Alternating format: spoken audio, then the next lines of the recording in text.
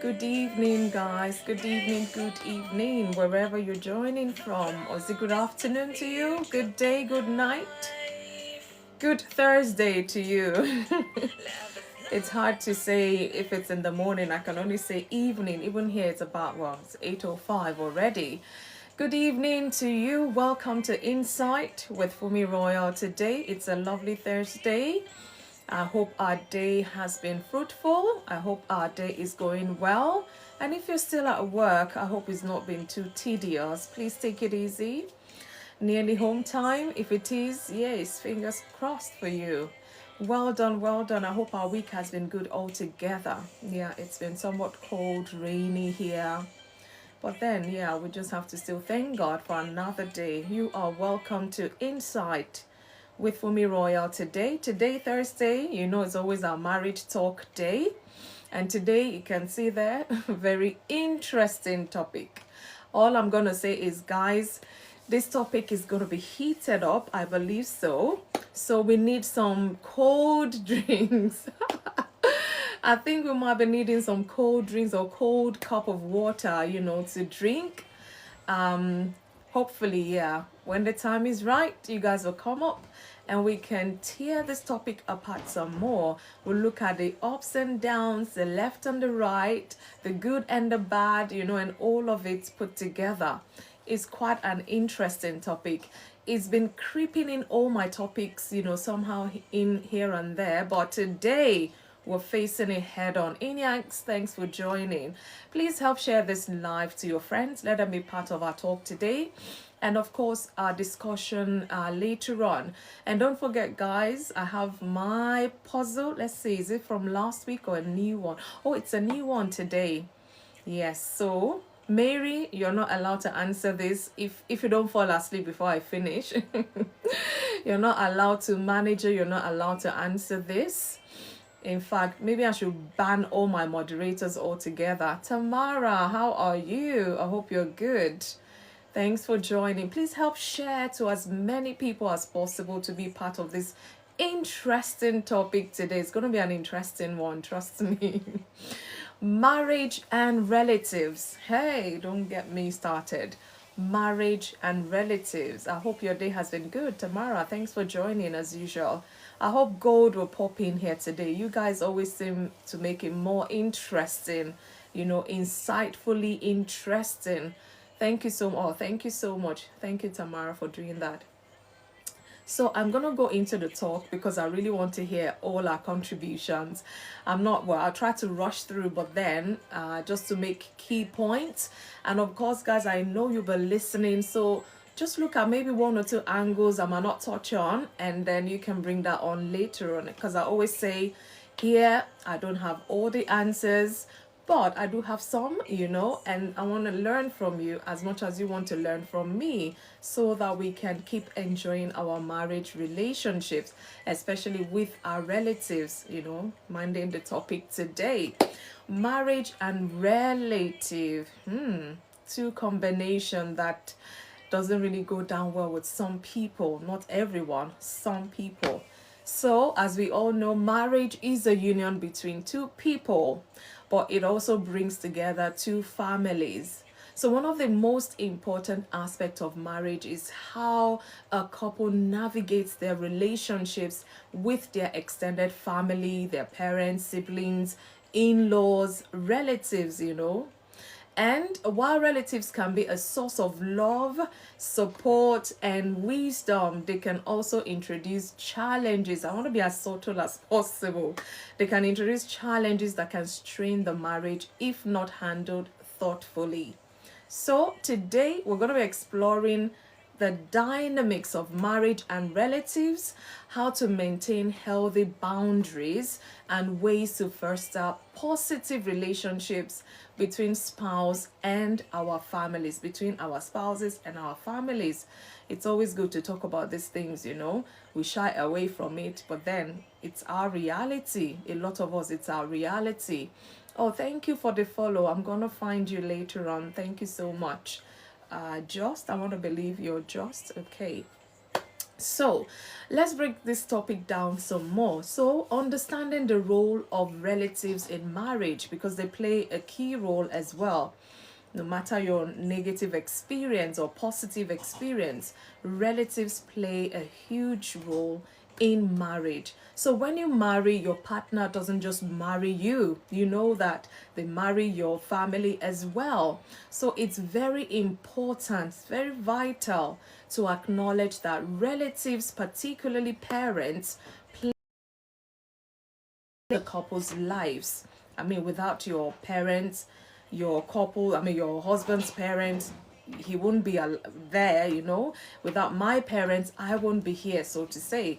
So our parents play a huge role in our lives, whether we get married or not. So many people rely on their family for support and guidance, which is, I mean, healthily good when you have them good supporting you. So this support can be emotional support, it can be financial support, can be practical support, you know, like assisting with child rearing, especially new parents.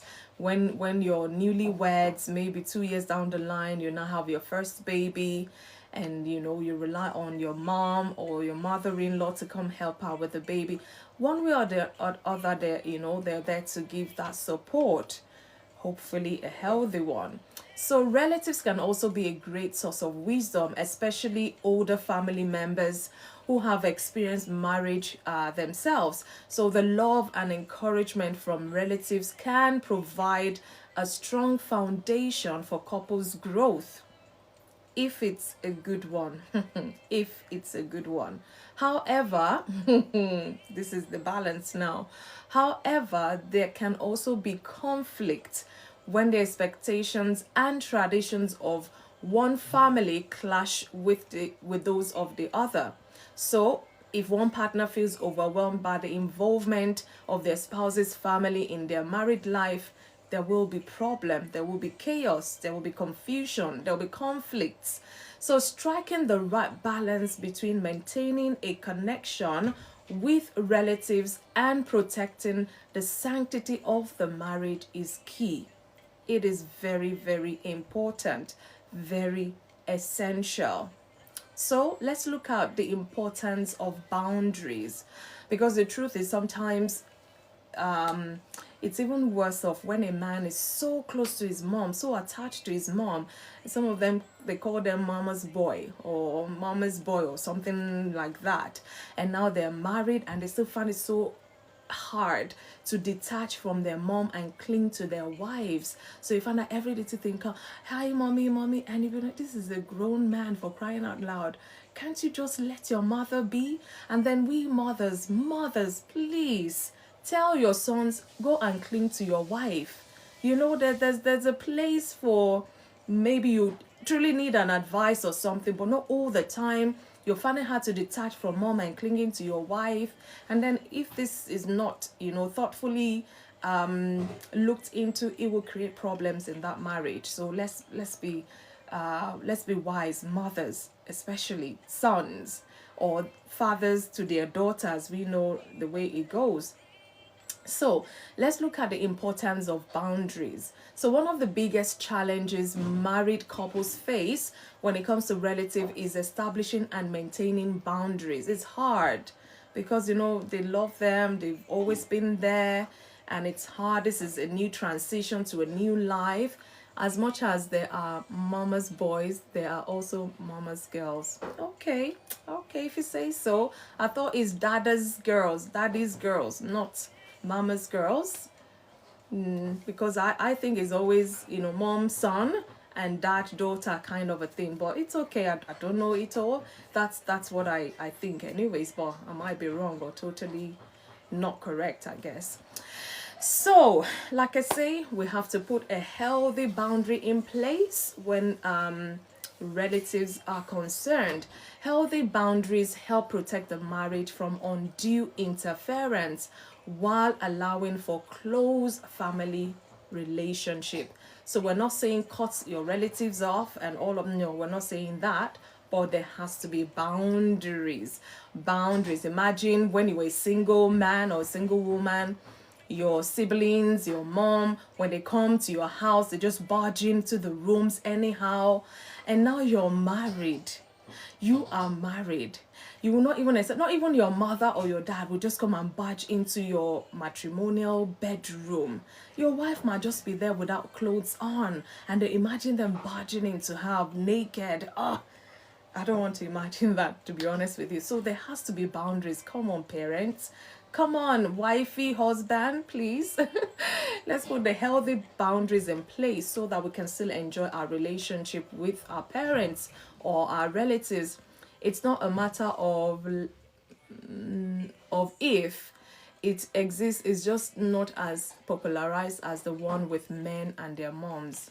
Okay, I get you. Yeah, okay. So some are like, mommy, he just didn't talk to me. Mommy, he didn't. You know, I get it. Okay, there's going to be more time to talk. Thank you so much for that contribution. So setting boundaries with parents, it's common for parents to want to stay involved in their children's lives. I mean, they've known them all their lives. They can't just cut them away. And even after marriage, you know, they feel this is the time my child needs me most. I must be there. But we have to set boundary for parents. You know, we love you, but mom, dad, there has to be boundaries. So this involvement can sometimes become overbearing. It does. It becomes overbearing if the parents are too controlling or offer unsolicited advice. They're the ones calling. Your wife will be like, was it not mommy that called you 5 minutes ago? Yeah, she forgot to tell me this. And then as you're talking about that, the phone rings again. Hello, mommy, you forgot to say something. And the wife is rolling her eyes like, oh my God, this woman, we love you, but let us breathe, you know, kind of a thing. So there has to be balance, you know, there has to be boundaries. And when you're talking about boundaries in terms of with parents, communication is key.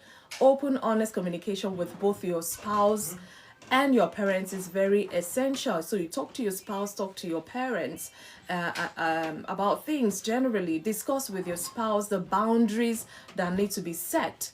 So you now married in your own home, what boundaries do you want to put in place? Talk about it with each other first and be on the same page, and then you can now relay this to your parents, your in-laws, or you know, however you choose to go about it, because you need to set that boundary such that both of you are in agreement to these limits. Whatever you set, both of you have to be in agreement with it.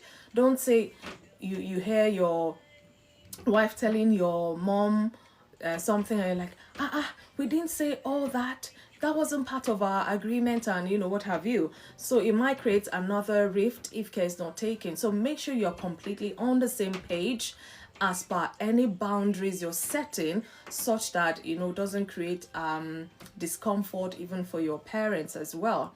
Then again, respecting privacy. As a married couple, it's important to have privacy and autonomy as well. So while family members may mean well, they should not have access to every detail of your married life.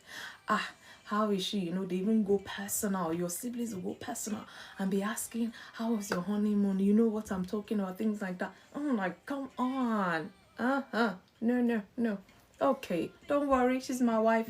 We're here till death do us part, or till forever. You don't worry, I'm happy, she's happy, that's all that matters. So we need to respect their privacy as well. Then spousal unity. So when communicating boundaries to relatives, the couple should present a united front.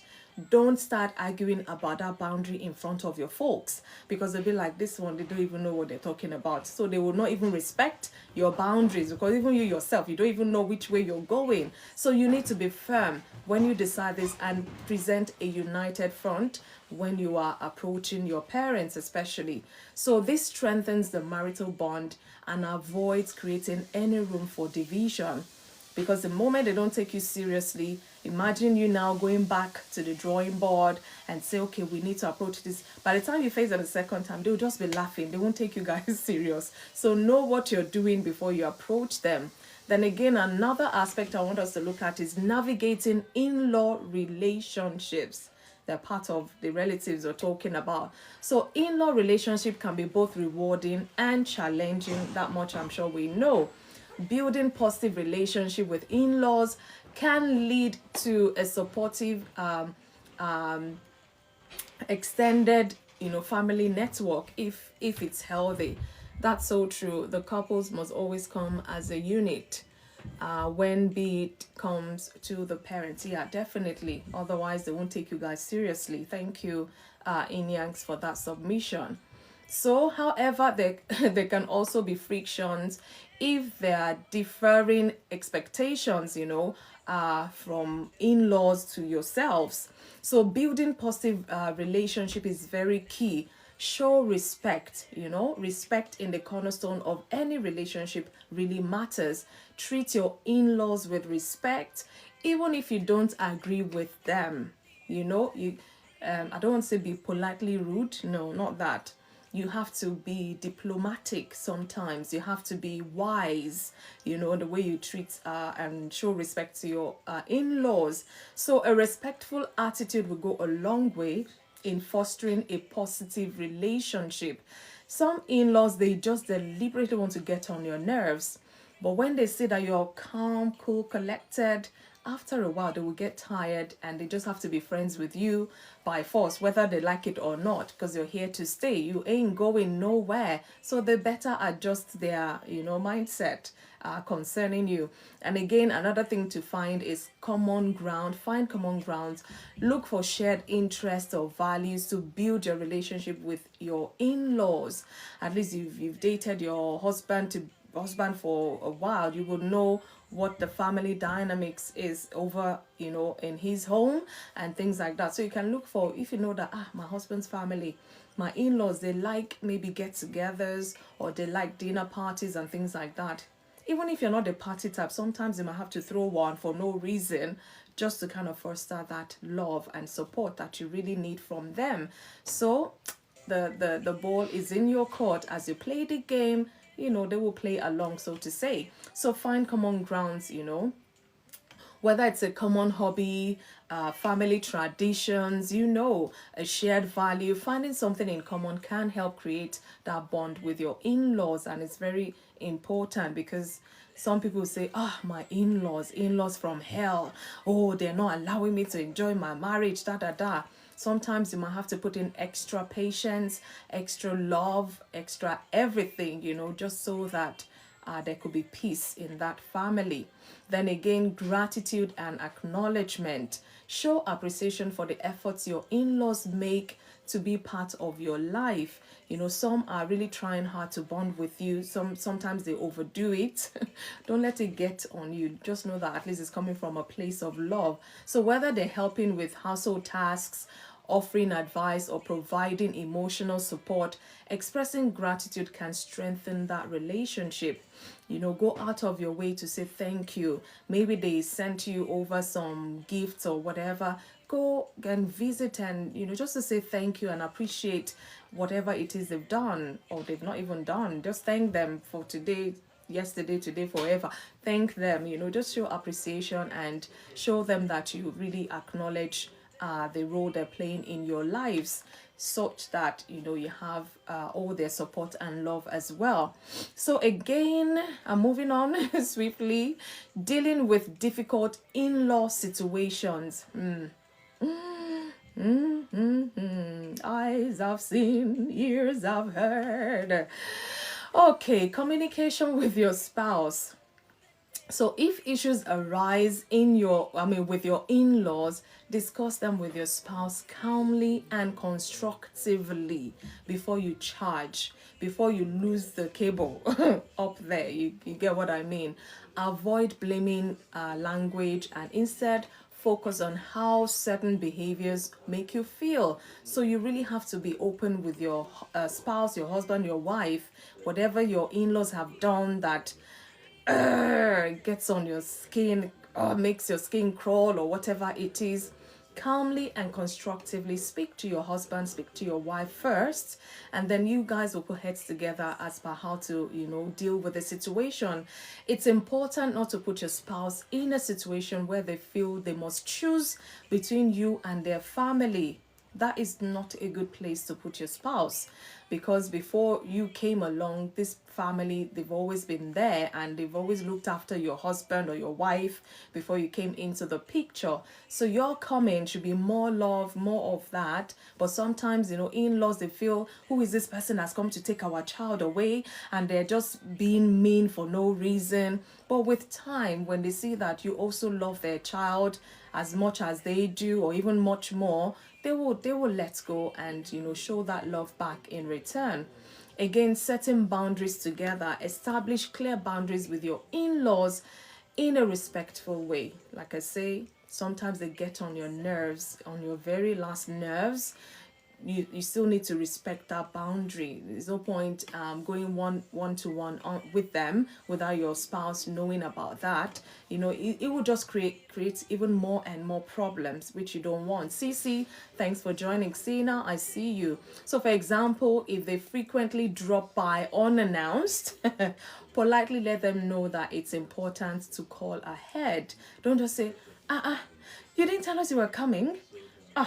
You start mumbling and right to their face, and they're wondering, maybe they just was passing and they feel, oh, let me surprise these newlyweds. I know I didn't tell them, let me just surprise them. It could be like a one-off surprise, of course, you understand.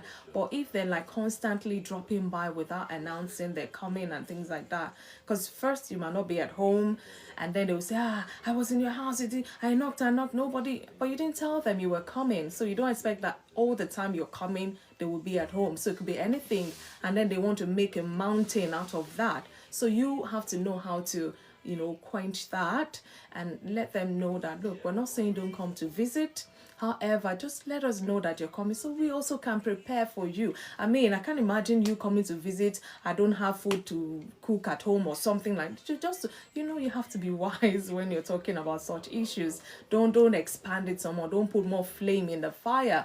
So try to quench it as much as possible. Be polite when you're, addressing certain issues with them or talks with them. Then again, avoid confrontation, it's very important to try as much as possible to avoid that. So if you find yourself frustrated with your in-laws, avoid confrontation or letting emotions get the better part of you. Because like I said, some in-laws, I've said it's in-laws from hell. It's like they send you to me.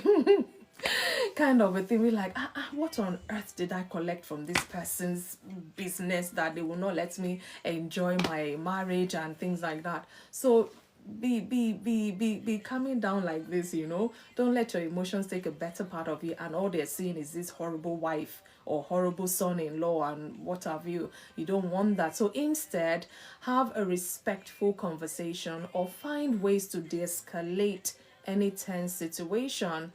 So it lies on you. Like I said, these people are never going to leave you alone. They're never going to leave their child alone. No matter how much you set even the boundaries, they will be there. There's nothing you can do about it. So you have to learn to manage things appropriately so you can still enjoy all that relationship they're offering. So again, let's look at balancing time between relatives, because this is one of the key issues that newlyweds they kind of face or they go through.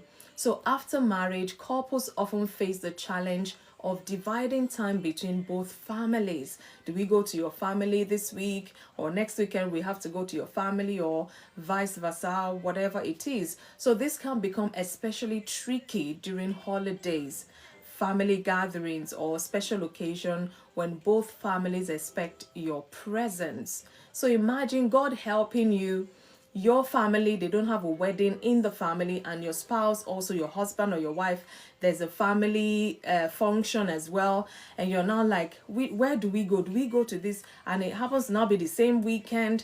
Sometimes you find yourself in such dilemma. But this is what I feel most times you can do. If it's not, there's so many options really. Either you guys cross over, you go to your in-laws function and your wife will go to your own, just so that they know you're supportive of each other. If you cannot make both occasion, Or you may have to prioritize. Maybe one occasion is more important than the other. I don't want to say that, but sometimes you might have to gauge it like that. And then you will go to the most important one, and then later on you go and visit regarding that occasion you missed with your in-laws, and just buy a little gift to say you're sorry you missed it or something, because you cannot always attend all of these functions. And instead of putting that burden on yourself, you have to be wise in how you deal with them, especially when occasion arises within both family members. So equality, it is important to spend time with both sides of the family in a way that feels fair and balanced. Not that every time we're always going to your my in-law, we're always going there. And this one time I said, come with me to my own parents, and you're telling me this, you're telling me that. There will be problem. When things, last week, or was it on Monday, we talked about balance. When you don't balance things, it will create problems. So you have to be deliberate and intentional when you're planning things. It has to be equal attention, equal of that. So if one partner feels that they are constantly sacrificing time for their family to accommodate others, it can lead to resentment. And once that starts happening, it's easier for these relatives to penetrate the two of you. So please don't put yourself in that position. So make sure you balance time with both family members. And again, plan ahead. Always plan ahead. Discuss holiday plans and special events with your spouse well in advance, so that you can plan and know which function you're attending or that function you're going to attend. So having a plan that both parties agree on will reduce likelihood of conflicts arising. Just like the one I mentioned not too long ago. Sometimes you might have to go to individually go to occasions where your family is concerned, especially when they have events about the same time. I will go to my husband's family, and my husband will go to my family. It's just so that they know that we're in support of each other doing this. So once you see me, you've seen my husband. Once you've seen my husband, you've seen me, kind of a scenario. So plan ahead and be sure to stand your grounds as well. Me Tebogo, I see you, thanks for joining. Ashiwaju, I see you, thanks for joining. Please help share this live to your friends. Let them be part of this talk. It's very interesting, trust me. So again, create new traditions in your own, because now you've cleaved to your husband, you've cleaved to your wife. Now you should start setting your own new tradition, and then let your relatives, your in-laws know about this, so that you can involve them as well. So consider starting your own family tradition as a couple. The tradition I'm used to growing up is not what my husband is used to growing up. So coming together, we even have more rich tradition to play around with, to invent and create and things like that. So this allows you to balance the expectations of extended family while building your own unique experiences.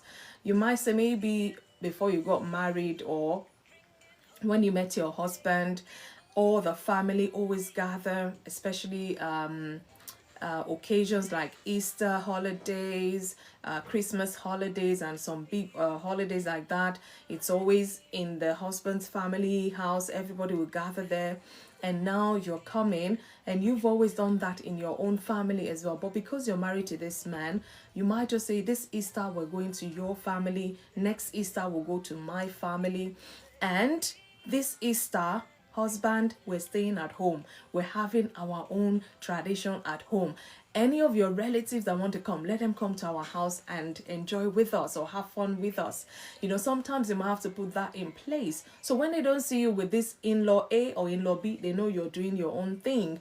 And with time, they'll come to respect that. And with time, they might just join you as the new couple to celebrate in your own house as well. So feel free to create new traditions as a newlywed couple as well. So another aspect I'm going to look at, I'm mindful of the time, when relatives cross the boundaries. Not katakata will burst, oh, please people. Deborah Jones, thanks for joining. So when relatives cross boundaries, in some cases, relatives may overstep boundaries in a way that negatively affects the marriage. Nobody's perfect. Some I know without a shadow of that, some do it deliberately just to get, especially when they don't like you. They just do things and you'll be wondering, oh my goodness. But it's so obvious. You even know. You don't need a prophet to tell you they are really trying to get at you.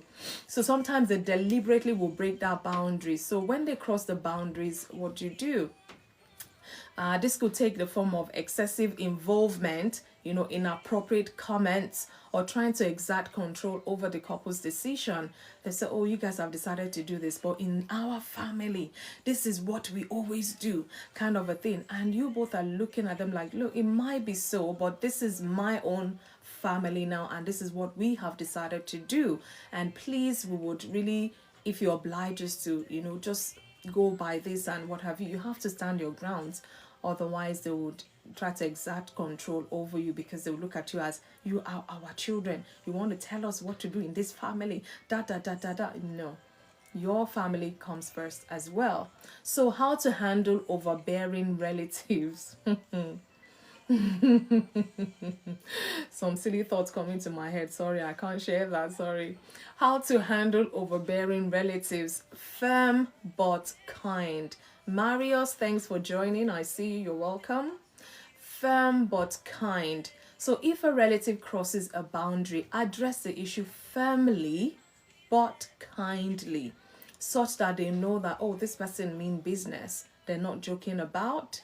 They is coming from a place of love. They want you to respect them as much as they respect you and things like that. So make it clear that while their concern is appreciated, certain decisions need to be made by me and my husband, me and my wife. You have to let them know that in a firm but kind way. So, mommy, I really understand what you're saying. I really appreciate you. Daddy, thank you so much for that. But me and my husband feel that this and this and this, and really appreciate it if you can accept this from us. We love you. We do this, just firmly but with kindness in your tonation, whatever you're saying to them. And again, how to handle overbearing relatives. Involve your spouse. Involve your spouse. Don't think these people, they're coming for me. I am ready for them. You know the way you put drama into things. I am ready for them 100%. In fact, all of this, you're raging and raging. Your spouse is not even aware that, they've touched their nerves or something. So if the overstepping relative is from your partner's side, it is often best for your spouse to handle the conversation. So all the raging, raking, and all the spicy, I see you, say to your husband, say to your wife, let them go and handle conversation with your in-laws. Because when you're so heated up, words will just come out wrongly and it even creates more problem. So say to your spouse, if it's your in-laws you're having issues with, say to your spouse, let them have that conversation with them. And maybe at some point in the conversation, you might be asked to come in and just say one or two things, but it will be calmer that way instead of you just raging and raking and confronting them. So this kind of reduces tension and avoids unnecessary conflict between you and your in-laws. Remember, like I say, these in-laws are here to stay. No matter the amount of prayer, no matter the amount of fasting, they are there to stay. But you just have to learn to manage things calmly and appropriately. Again, stay calm. I'll say to you, stay calm. Family dynamics can be emotionally charged, but it's important to remain calm and avoid escalating the situation. You really need to sit yourself down, talk to yourself, most especially when you feel that this in-law is deliberately getting on your nerves. You have to tackle it with calmness, kindness, firmness, So you have to stay calm. Stay calm at all times. I know it's very important. It's very painful sometimes. It could be very demanding, like, must I? Why is it me? And all of that. Oh, I can't take it no more. And it could even be years into your marriage relationship, not just in early days. You just, whichever way, you have to stay calm to avoid that situation escalating any further. Franca, I see you. Thanks for joining. So staying composed can really help resolve issues peacefully. when in-laws are raging and lamenting and all of that, and you're just sat there calm, collected, cool, and they rage. By the time they see how calm you are, you might just affect them, and they start calming down themselves, and things will de-escalate, and it might be resolved, who knows. But you have to stay calm. Tell yourself, I'm going to that meeting, Lord, help me to be calm, because otherwise, hey, if this raging lion should come out of me today and I will scatter the whole thing. No, no. Let's learn to stay calm. So again, I want to look at the positive role of relatives, because it's not going to be fair on relatives if we just come and talk about negative all the time. So let's balance it. The positive role of relatives. So while the focus is often on the challenges of marriage and relatives, it is equally important to recognize the benefits of involving family in your marriage, because the benefits to it. Support system, number one. Relatives can provide emotional support during tough times, because as newlyweds, you're bound to face some challenges together. Now it's the two of you, and sometimes it might just be overwhelming. You need the support system of your extended family, your relatives. So having family members to lean on can strengthen the marriage, especially during challenges like illness, job loss, or parenting struggles. New moms, new dads. That's why you always have mother-in-laws come in and help with the baby, or your mother coming in to help with the baby. It's not like they're telling you you're inadequate, you should have read up, you should know what to do. No, they're just there to help and give you one or two tips, where child rearing is concerned. Again, mentorship. Another advantage of relatives in our lives is mentorship. So older family members who have had long successful marriages can offer guidance and advice. So their experience can provide valuable insights into how to navigate their marital difficulties. So you can't rule them out altogether. They might just be the one to save you in your early days of discomfort in that marriage relationship. Then again, shared traditions and values. So maintaining family traditions and values can enrich the marriage.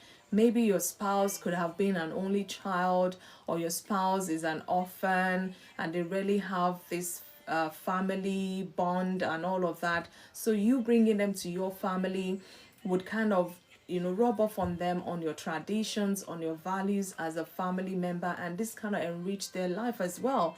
So maintaining family traditions and values can enrich your marriage.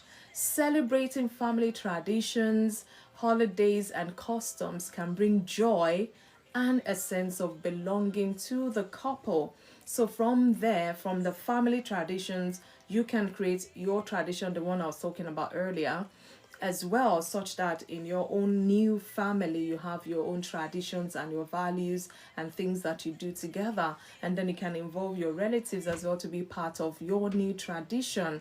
So that is good. So I'm going to round off soon, and I want to hear from you. Marriage and relatives.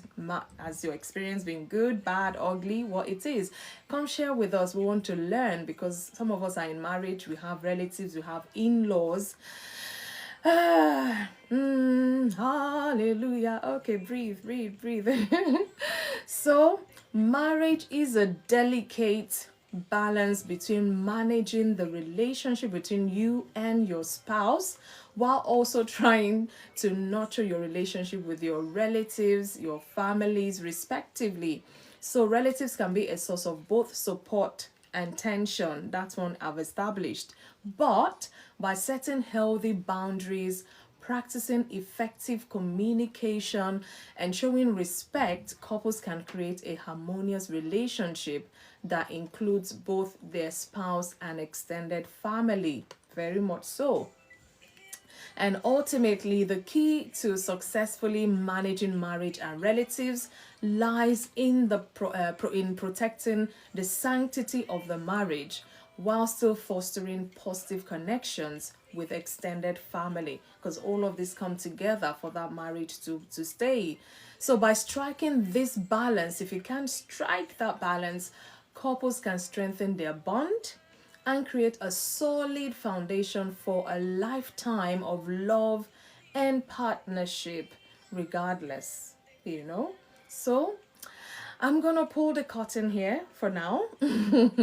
And one question I'm gonna ask is it right to stay away or shut out relatives that stress us? You know, is it right to stay away or shut out relatives that stresses us? Is it right? I want to hear from you. You can start off with that. But all I've said today, I'm sure you have so many things to add to it. I want to hear from you guys today. Marriage and relatives. What has your experience been so far? Has it been good? Has it been tough? You know, is God helping you to manage things? Please come and give us tips on how we can manage them and manage our relationship as well, so that there's to be harmony in the family. Dark Angel, I see you surviving 38. You're welcome. So guys, I'm gonna wait for you to send the invite so we can talk about this some more. Marriage and relatives. Thank you, Ellie.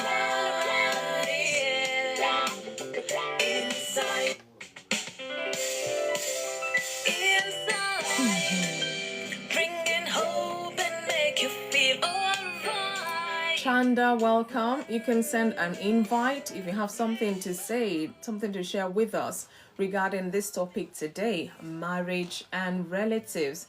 So I'm going to see who is there. Oh, okay. There's a whole lot. It just vanished. And I hope and pray that our network is good today. There's no interference with the technology. Thank you, Chanda. I can see you. So I want to hear from us today. Let's see what we have to say. Has it been good? Have you learned anything from your relatives? Has it been tough? How are you coping?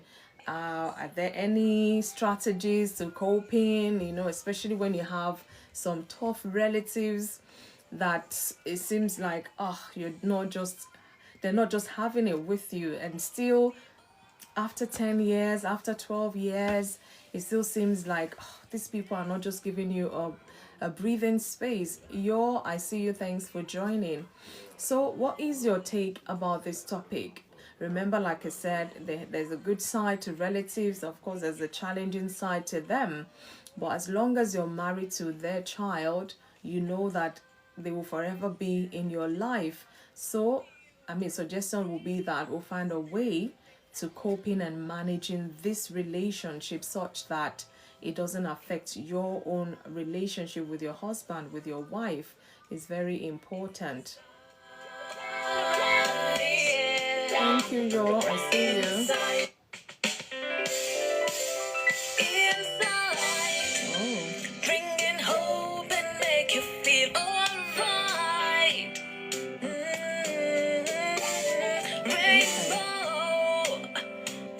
You're welcome, user 675. I see you. Mary, are you still there? Let's see you. It's been a while.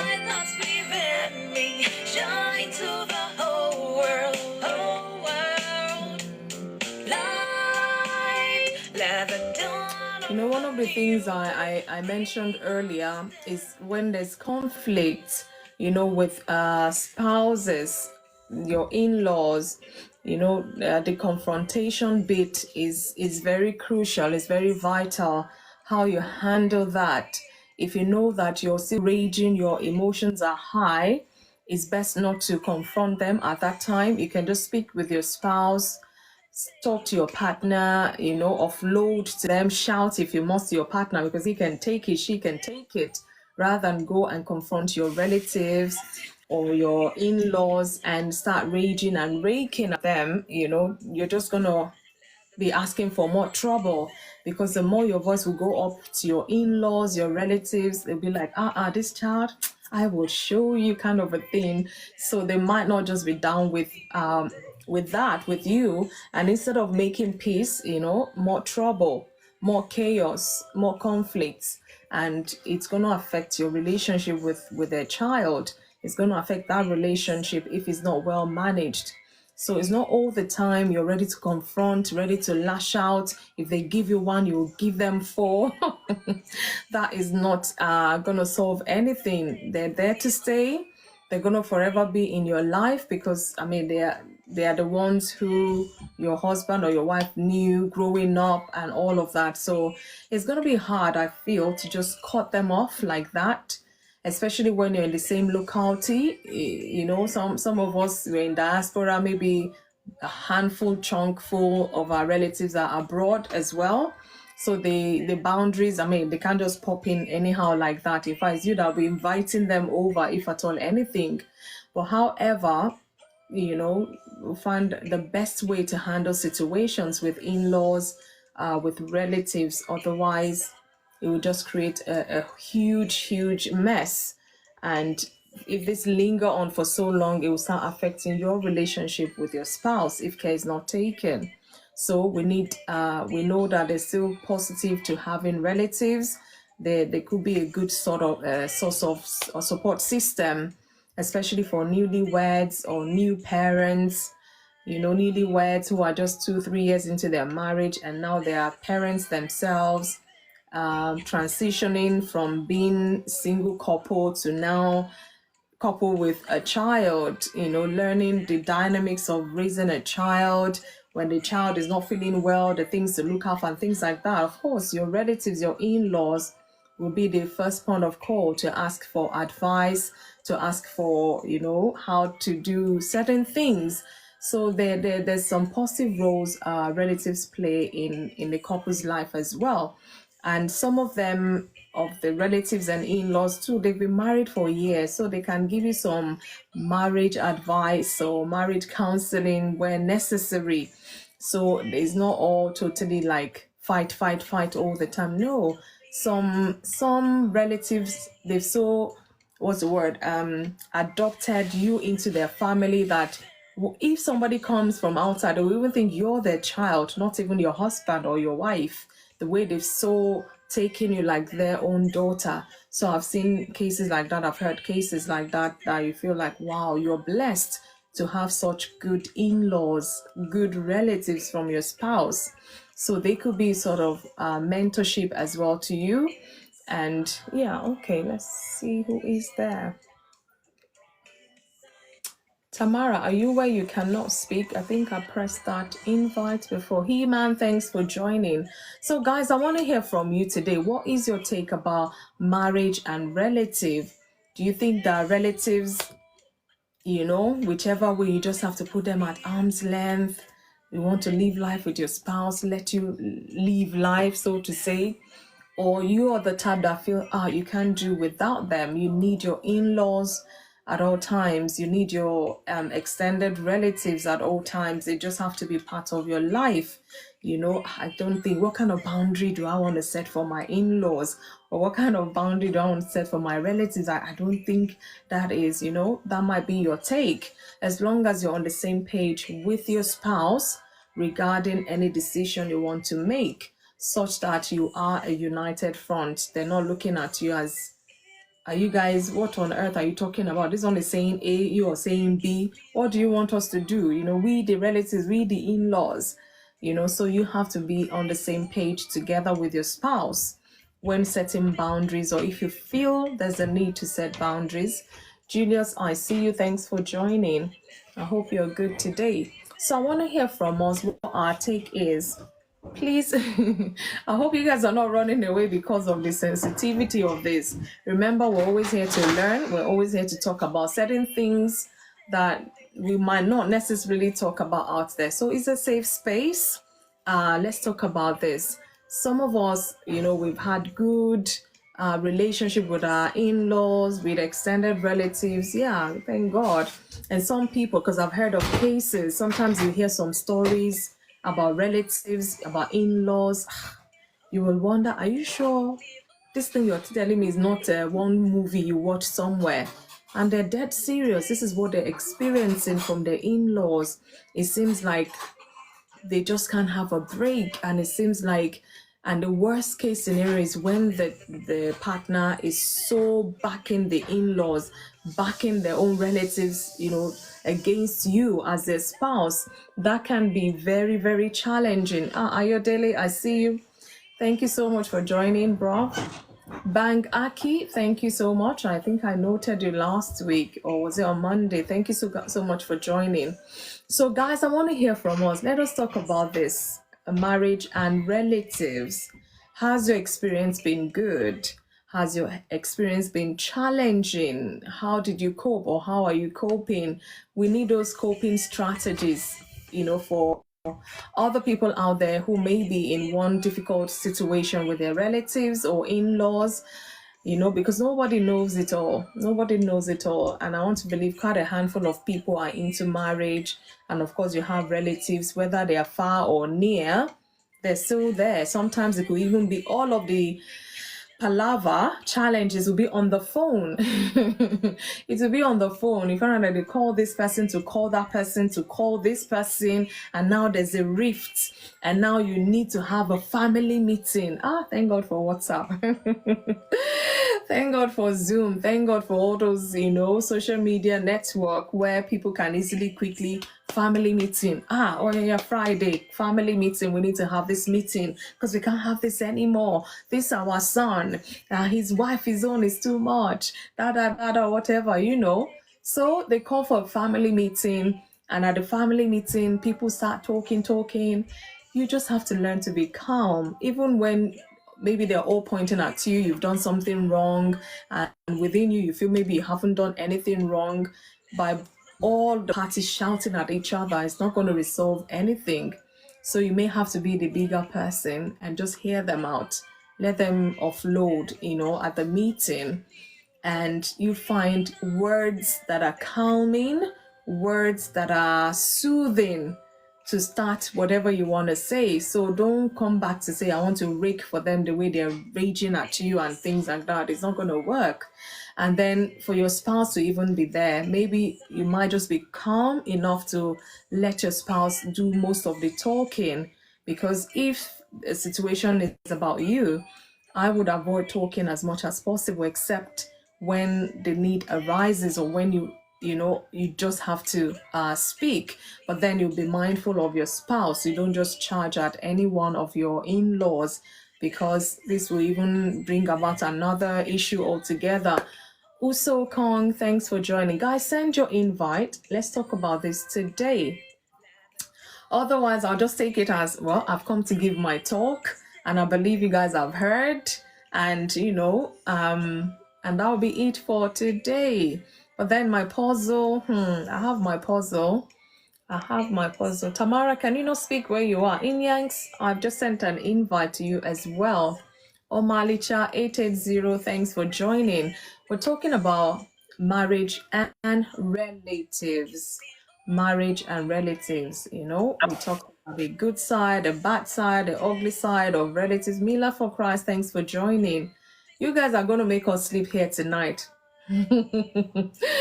Because sometimes when you're about rounding off, that's when you see people just sending invite, and I'm like, oh my God, we've been going on for 3 hours.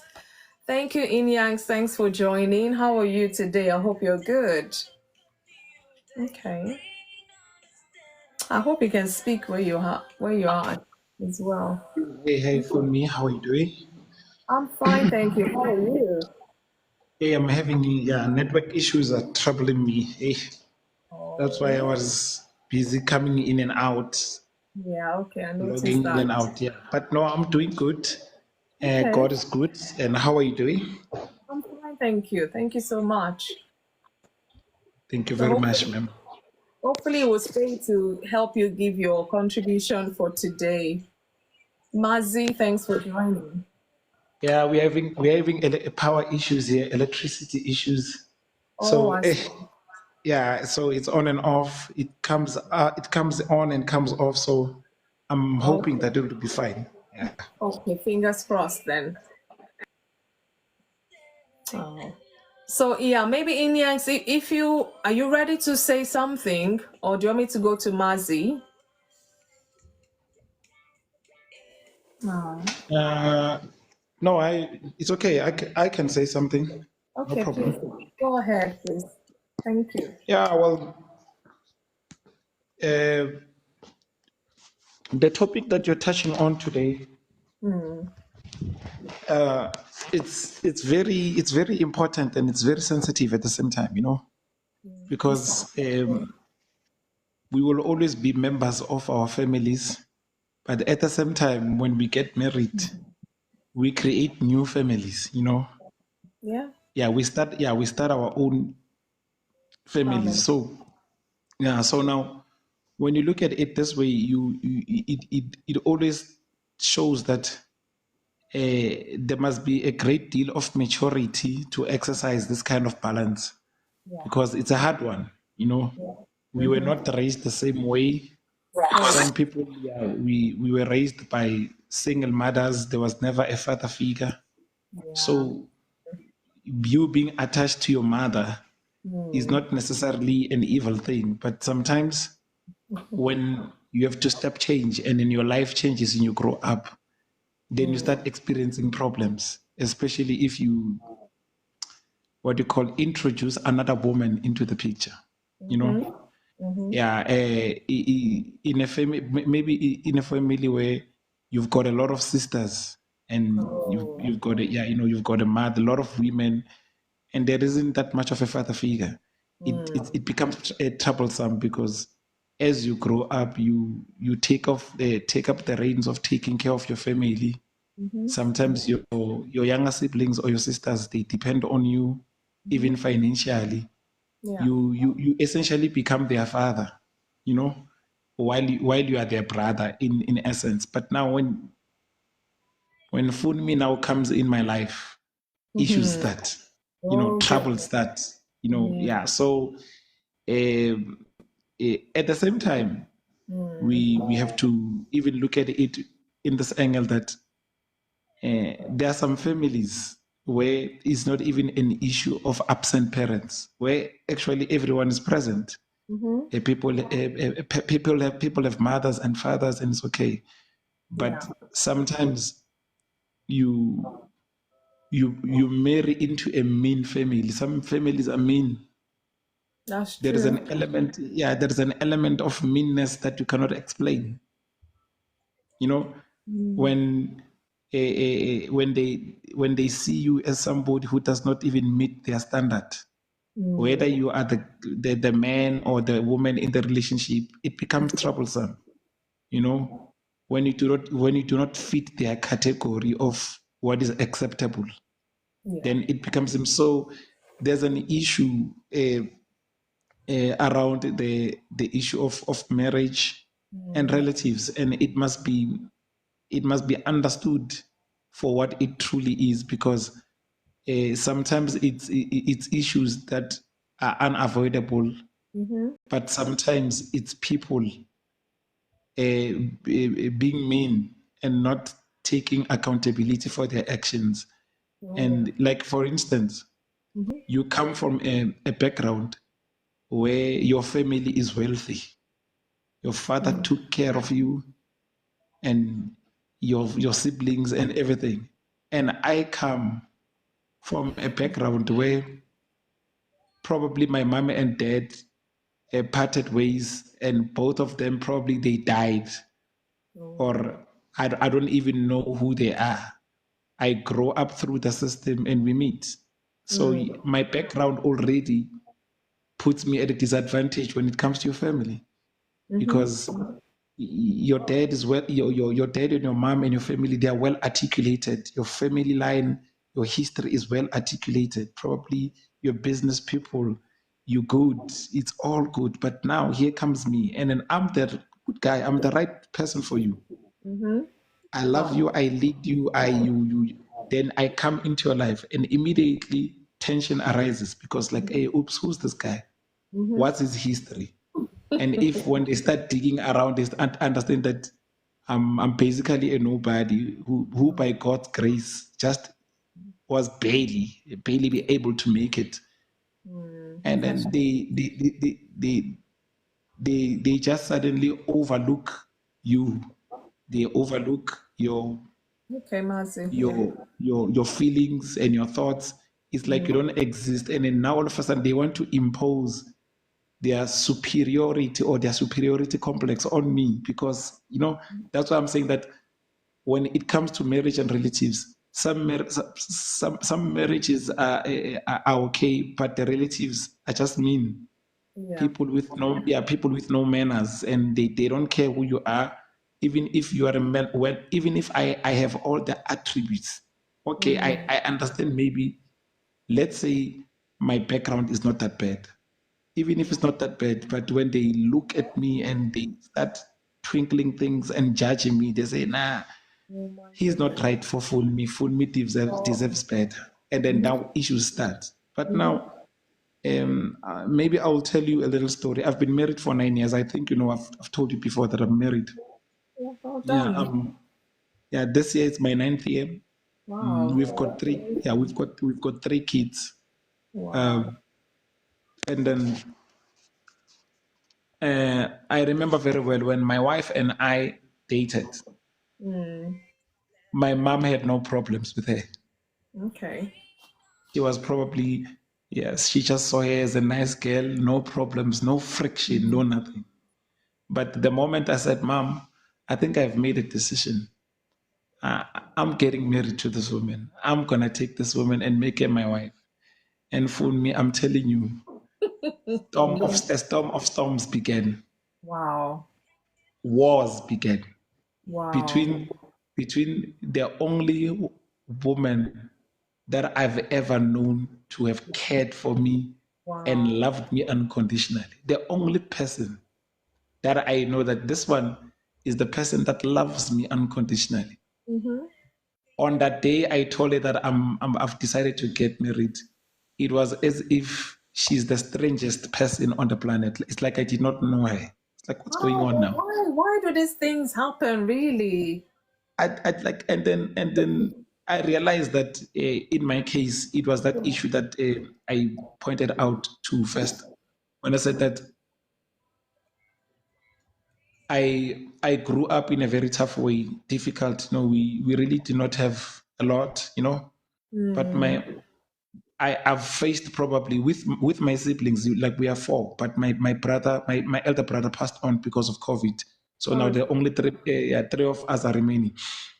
So now when I looked at it, when I started to analyze it, I realized that the bond between me and my mom was so deep Mm. that that she could not understand that now there's another woman who's gonna now fill up this gap which she thought belonged to her. You know, Mm. so Okay. you know what I mean? Because Yeah. Yeah. of all her four children, I'm the Understandable. only child. I'm the only child that has faced the most Mm. terrible ordeals with my mother. And we will Mm. keep quiet about it and pray to God about it, and we'll wake up tomorrow and smile. Mm. My siblings don't even know some of the things that my mother faced because they at least they went to live with my grandmother, but I remained with her. There were times where we would go 24 to 48 hours without food, Wow. you know, and then we will encourage each other. And then, because I was a bright boy, she will always tell me that, what, do not look at yourself as somebody who is below standard. You will make it in life. So we would look at each other and say, you know what, on a leaking roof on a rainy night, and we lived in a shack. And my siblings never experienced that. They don't even know those stories. We decided to keep it to ourselves. So I struggled a lot with her, and then we formed an unbreakable bond. That, you know what, Yeah. we soldier on and whatsoever. But now I'm no longer a boy, for me. I'm now at 30. I'm now at 33-year-old Man. man who now works a good job, and I meet this wonderful lady who is now my wife. Wow. I've had issues with women, but this one, it was an amazing relationship. I believe that she comes from God, because I did not wait, and Thank you for we saying dated that. for only, yeah, we dated for only 5 months, and I'm telling Oh, you, it is wow. my shortest relationship, yet my most powerful and my most realist, because I came from a 5.5 year relationship that did not bear any fruit. You can just imagine. I did not want anything to do with women. Then I met this woman. It's like, God, you are God. You really exist. This one I'm taking. I'm taking it to be my wife. With all happiness, I go to my mom, and then that turned my mom into a monster.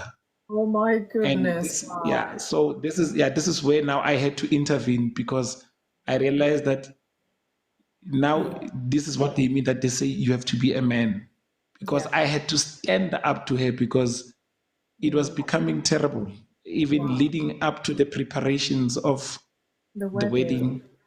They were not really on good terms with her soon to be daughter-in-law, because of the mistreatment. She just could not accept her, and sometimes she would say mean things, not in my presence, of course, but my wife would catch them, and she would talk, you know what, I don't think your mom likes me whatsoever. And then I took a decision that no, this now, it's gonna be something that I have to do, and then if I don't do it, it's gonna be terrible. So I had to stand up to my mom, looked her straight in the face, and I said, "You know what? We've had some of the toughest time in our lives. I know what hardship is, and I would not have survived it if it was without you. But I'm gonna tell you something that you either accept or you don't accept. And if you don't accept, you must know that our relationship is in danger of ending, Yeah. because my wife is my responsibility, a God-given responsibility. And then if you're gonna force me to choose Yes. between Oh. her and you, I will tell you right now in your face, I'm gonna choose her, and I'm not gonna choose you. Wow. I told this, and then I told her with tears in my eyes, and I said, I know what I'm saying probably is gonna anger you. It's okay, but it's a decision that I'm making. That if you want me to choose, be careful. If you're pushing this narrative and this agenda, it's gonna be the one you lose. You're gonna be the one who loses, because I will walk away from you, and I will not be guilty before the face of God. I will not, because here is somebody who is willing to become your daughter. And then she's okay. But if you're not accepting her for any other issues that I don't understand, because she's not coming here with attitude or wrong things, I am marrying her. And this is something I think probably is another thing that troubled my mother, because she knew that I don't like women, and I'm no longer into women. She could not believe that, who Wow. is this girl who comes into my That's son's life probably for a couple of pulling your months. heart away. I Yeah, know. and then now all of a sudden, and then yeah, the issue of resource keeping, because sometimes our parents, they see us as sources of whatever they want to achieve. And it's not a lie, it's true, because now she was fully dependent on me, and not because she cannot do things for herself. She could, but life was just that. It was just me and her Yeah. and my siblings. And now this lady is coming in, who's gonna now become a wife. And I told her that, you know what, if you don't fix this thing with your soon to be Daughter. daughter-in-law, it's gonna be terrible, because we are gonna have kids, and those kids will never know you. I'll make sure that they never, because I will not run the risk of allowing my kids to be poisoned by their grandmother against their own mother. It does not work like that. So I think maybe we experienced maybe a 2 weeks blackout. We did not talk to each other for the first time Wow.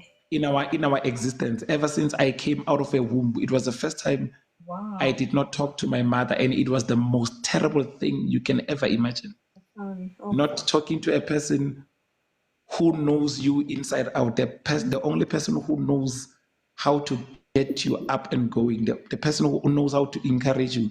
For the first time in our lives, we did not talk full 14 days. Wow. Wow. And Wow. on the 15th day, there was a breakthrough.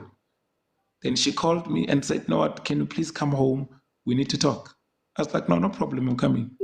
And when I went there, she was now a lot humbled, a lot cooled down, because when we had that conversation, it was quite a heated Yeah, I can 30 minutes conversation. That was a enough to end. lifetime Yeah, conversation. Yeah. it was enough to end our relationship. Then we spoke. Yeah, of course, she was still a bit arrogant here and there, but I realized that she's trying to mend ways. And but I still maintain. I think it's one of those moments I realized that, you know what, being a man is something that you need God to do. The responsibilities of a man are something that only God can help a man to do, because I had never been that brave ever in my life, especially against somebody this important in my life. So we sat down, we drank tea, and then I reiterated my statement that I said 2 weeks ago. I said, we are not moving from this until you respect her and accept her as your daughter. The status quo remain. I will not relate with you. So you had to stand your grounds. Yeah, I told her that, you know what, we today as we're speaking, at least we have to fix this, and to know, at least tell me, where do you stand? Then I will understand, and I will not blame you, and I will not shout at you, and I will not insult you. You're my mother. God gave me you out, but you are gonna have to make a decision. And if you need a longer time, it's fine. I can give you a longer time to think about it, process it, and be okay. But right there, another breakthrough came in, and she said, you know what, you're my son.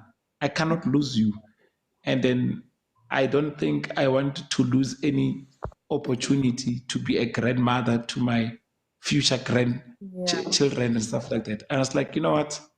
That's the best news we've ever had. And we are like 7 months from getting married. We are busy preparing things. I was like, thank you, God. Now we've blown this over. And from that moment, they started to be on talking terms. Yes, it was still a bit chilly between the two of them, but they started talking. But I facilitated the relationship and said, you know what? And I came to my wife and said, you know what? I'm not going to spoon feed you. You're going to have to be an adult, and then and approach her and talk to her and find your ground with her without me. But if there's an element of disrespect to you, I will come at the speed of lightning, and I will deal with anyone in the family whom you feel they are disrespecting you and disregarding you and whatsoever. And surely it happened. The lines were crossed again. Now it was my sisters. You know, it was okay with mommy, and mommy was starting to warm up, and they starting to relate. Then my cousin sisters and my own baby sister, my blood sister who comes after me, they started annoyingly did something that annoyed my wife, and it was disrespectful. And then I had now to step in and lay down the law. It's like, okay, here we go again. I told them straight in their eyes too that, you know what, guys, I do not mind cutting ties with you. If you want me to make a decision, I can make it now. And then if I make this decision now, just know that you will be the ones on the outside. I will kick you out of my life, and it won't be fun. And then my little sister realized that, oh, this is serious. My cousin sister, it's a sad thing, because we cut ties. She remained disrespectful. Then I kept the status quo. I was like, okay, no fighting, no insults, no nothing. We are no longer relating anymore. And until you understand that my wife is your big sister, because I'm your big brother. Respect is important. It is not only about me, but you have to respect her too. She's a person. And on top of that, we are Africans, she's older than you. She's a senior. So, and stuff like that. Till today, it's a sad thing. We are talking about my cousin sister, somebody that I grew up with in my grandmother's house, because her mom and my mom are sisters, but we don't talk. We don't talk. We don't call each other. It's fine. I don't come to her events. I don't even invite her, and I'm not I'm not bragging about this, but it's a decision that I decided to stand upon because once a line was crossed, I realized that okay, you crossed the line. I'm asking you to uncross it, and you keep on crossing it, then let the relationship end. So it ended that way. I still love her, my cousin sister. It's okay, but we are no longer relating. It's fine, and that's what I'm saying. That when it comes to my marriage, I've learned to become a lion. I don't monkey around.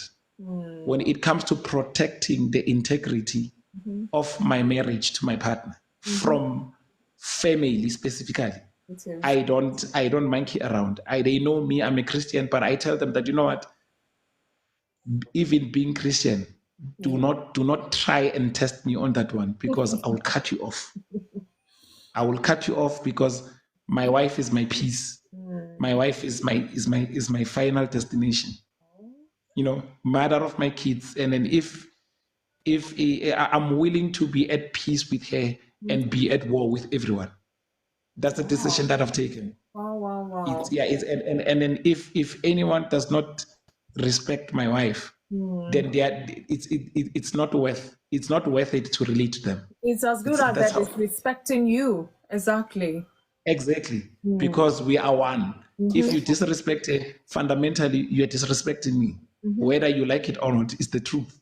And then it cannot be shifted around or be twisted around. That's how it is. So because of that, I realized that I've grown to be a stronger person. When it comes to my wife and my kids, any kind of mistreatment, even if you think it's not a serious thing, but if my wife says, no, baby, this is serious, I act promptly. I don't make excuses. I will sit down with you and say, phone me, my sister, let's sit down and have a chat. And it will be a proper chat. It will be a grown-up chat. No shouting, no fighting. But I will tell you that my wife has brought this forth, that you and her, there's a tension because of this and this. I will allow you to tell me your side as my sister or my family relative. Well, what happened? I'm not taking sides immediately. I will ask you what happened. And when you tell me what happened, at least now I know both sides, but I will tell you in all honesty that it's my wife. If you forcing me to pick sides, I will not pick you. and you'll have to live with that. It's called loyalty. It's called faithfulness. Even if I have this what to call I don't know how to call it. I have this belief that when my wife is wrong, I don't rebuke or reprimand her in front of my family. Never. Okay. We're learning. It's gonna open a gate where now they think they can now address her on certain matters of which they cannot. When my wife has made an error, I will wait until we get home. Okay. And I said, okay, or maybe we are in the car. I was like, okay, baby, what was that all about? I don't think that was necessary. And we'll have a chat about it. Yeah. And then she will understand. And then if it needs correction, she will correct it. If it needs further discussion, we will discuss it when we get home. But there's one thing that I've realized: I don't reprimand or try to correct my wife in front of family. Never. Yeah. In fact, it's one of the things that we agreed on when we still dated. That, you know what, we are gonna have each other's backs from dawn to dusk. Then we will discuss. We will discuss things when we get home. That, you know what, baby, even the scriptures here are against you. You are wrong here. I think maybe you should find a way to apologize to that person if you've wronged them, so that we can move on. That's how we do things. But I don't reprimand my wife in front of even in front of my mother. I don't care. I don't care how heated the thing might have been. I just keep quiet and mind my business. They have to learn to sort things by themselves. But when it needs my intervention, I don't intervene in front of people. It Okay. must be private because my wife is my issue. My wife is my life. My wife is my heart. We talk Oh. private. Yeah, we talk privately, and we and of course sometimes there will be an argument or trying to. But at the end of the day, we will get to a solution. So okay, now I understand, and something like that. But now when you get the full fashion that we need family. Yeah. Relatives are always going to be our relatives, and our spouses are always going to be spouses. So you always have to strike a balance, and this balance has no formula. There's no formula to this equilibrium. There is no set formula. So sometimes it weighs in on the other side, and tomorrow it weighs in on the other side. You always keep fighting to find the balances to say, and then it's difficult if you're doing it by your own strength, but with God, you know, praying and acting right, and then always make sure that you don't respond to situations with anger and stuff like that. You begin to learn. You begin to learn because I could have lost my baby sister too, but apparently I got through to her, and you know what happened? She went behind my back to her sister-in-law. She made up. They kissed and they made up by Oh, their own terms without even me being involved. that's good to And hear. and today they are the best of sisters, they are the best of friends. They call each other, they talk, they keep it like it's a wonderful thing. And that's exactly what I was trying to get. What have a proper relationship with my wife on your own terms. Let it not be forced down on your throat that just because she's my wife, now you have to relate. No, you are human beings and you are adults. Do the right things. And you are not only adults, but you are adults that relate Yeah. by marriage, so you are sisters to each other. Find your own ground. Only when it's necessary for me to intervene, you will call me, both of you, to say, hey brother, come in, intervene.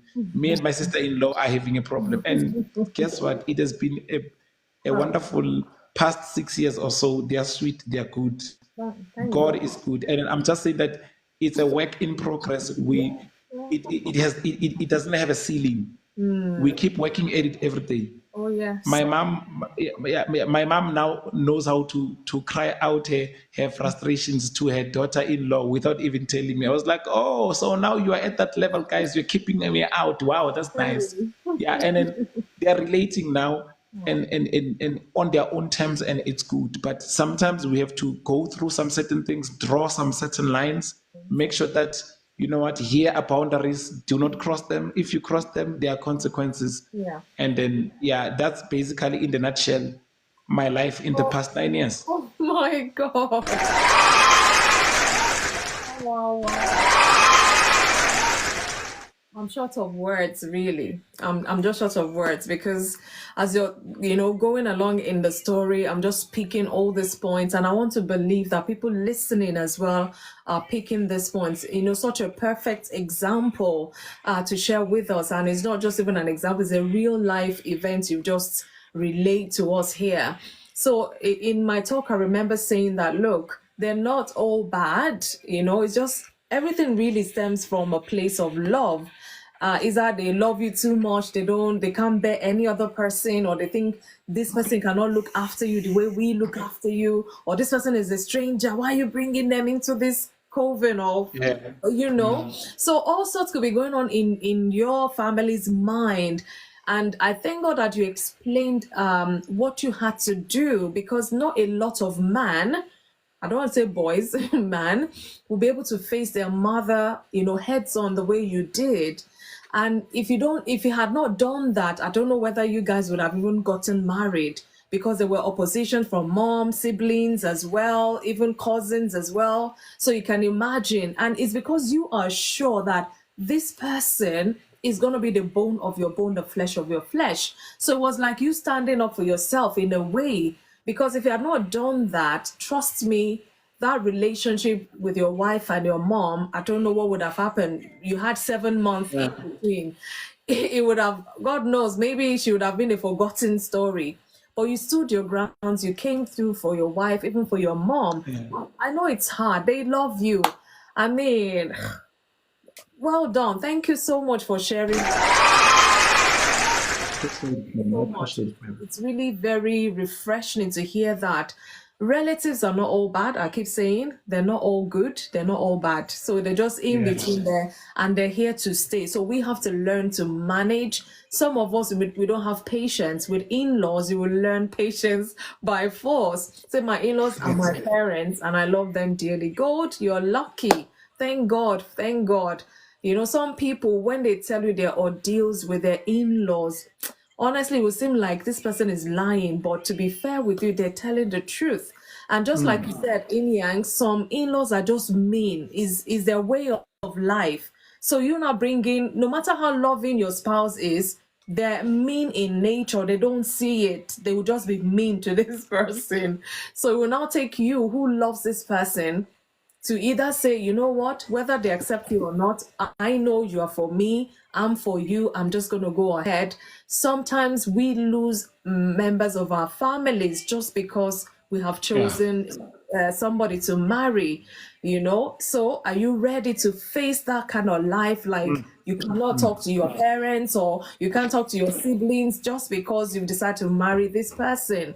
So sometimes we have to choose. I hate it when it gets to that, but you can't marry your mother, you cannot marry your sister. It's somebody, even if it wasn't your present wife, you probably will let her go and somebody else will come and it will be the same issue. So until you stand your grounds before you're able to move on in life, sometimes. So well done. 9 years, wow, well done. Many more years for you to come in Jesus' name. Are we expecting the twins as well, Iyanks? No, I am. It's something amazing that you're asking that question because, you know, for family and for marriage, and there's some sacrifice that we made. A quick one before you move on. I just wanted to tell you that me and my wife we made an oath Oh. just before we got married that, you know what, now we're getting married probably 2 weeks to go and we're getting married. Okay, let's make the final vows of our personal vows before we have to stand in front of people. But here's one thing that I believe that we promise each other that we will be faithful to it, and I believe it's helping us in dealing with both relatives on both sides. Okay. And it's a simple thing. Tell us. Whatever problem that we have within our family as a couple, we never discuss it with our mothers or our siblings. Never. Wow. Okay. And it has worked like magic. That's Whatever we've come up against, and I'm not saying that we are perfect. Yeah, of We course. we really bat our heads. We consult the Bible. We pray. Sometimes we don't talk to each other, whatever. But we come around, and we point at each other. It's like, I hope you did not tell your mom or your sisters or brothers. Like, no, I haven't done it. I hope you didn't do it too, because here's the thing: Yeah. some of the things that we do in marriage is that we give relatives a platform to interfere, Yeah. and sometimes unknowingly. You are my only sister. Probably you're my big sister. You're older than me, Yeah. and I start telling you things that are not going well in my marriage. You know what happens? Yeah. By the time we fix things, They're still in your trying. mind, you are still fixated that this woman is troubling my little brother and it's not good. And now we're okay, but you are still there. So you will hate her, you will despise her, even secretly. So even if you do not show it, you'll always hate her. It's like, not, this one is making my brother suffer. That's the thing that now, because we agreed on that, no relative can really have a platform, whether directly or indirectly, to interfere into our affairs. Yeah. The only time that they will know something is if we collectively tell them that, no, there's something. And guess what? We have been called as a couple to intervene in some of the most serious things in the lives of our siblings. Why? Because they've noticed that these two are very united, and you cannot go around the other, Yeah. without touching the other. Like they're a close knit system. You cannot bypass them.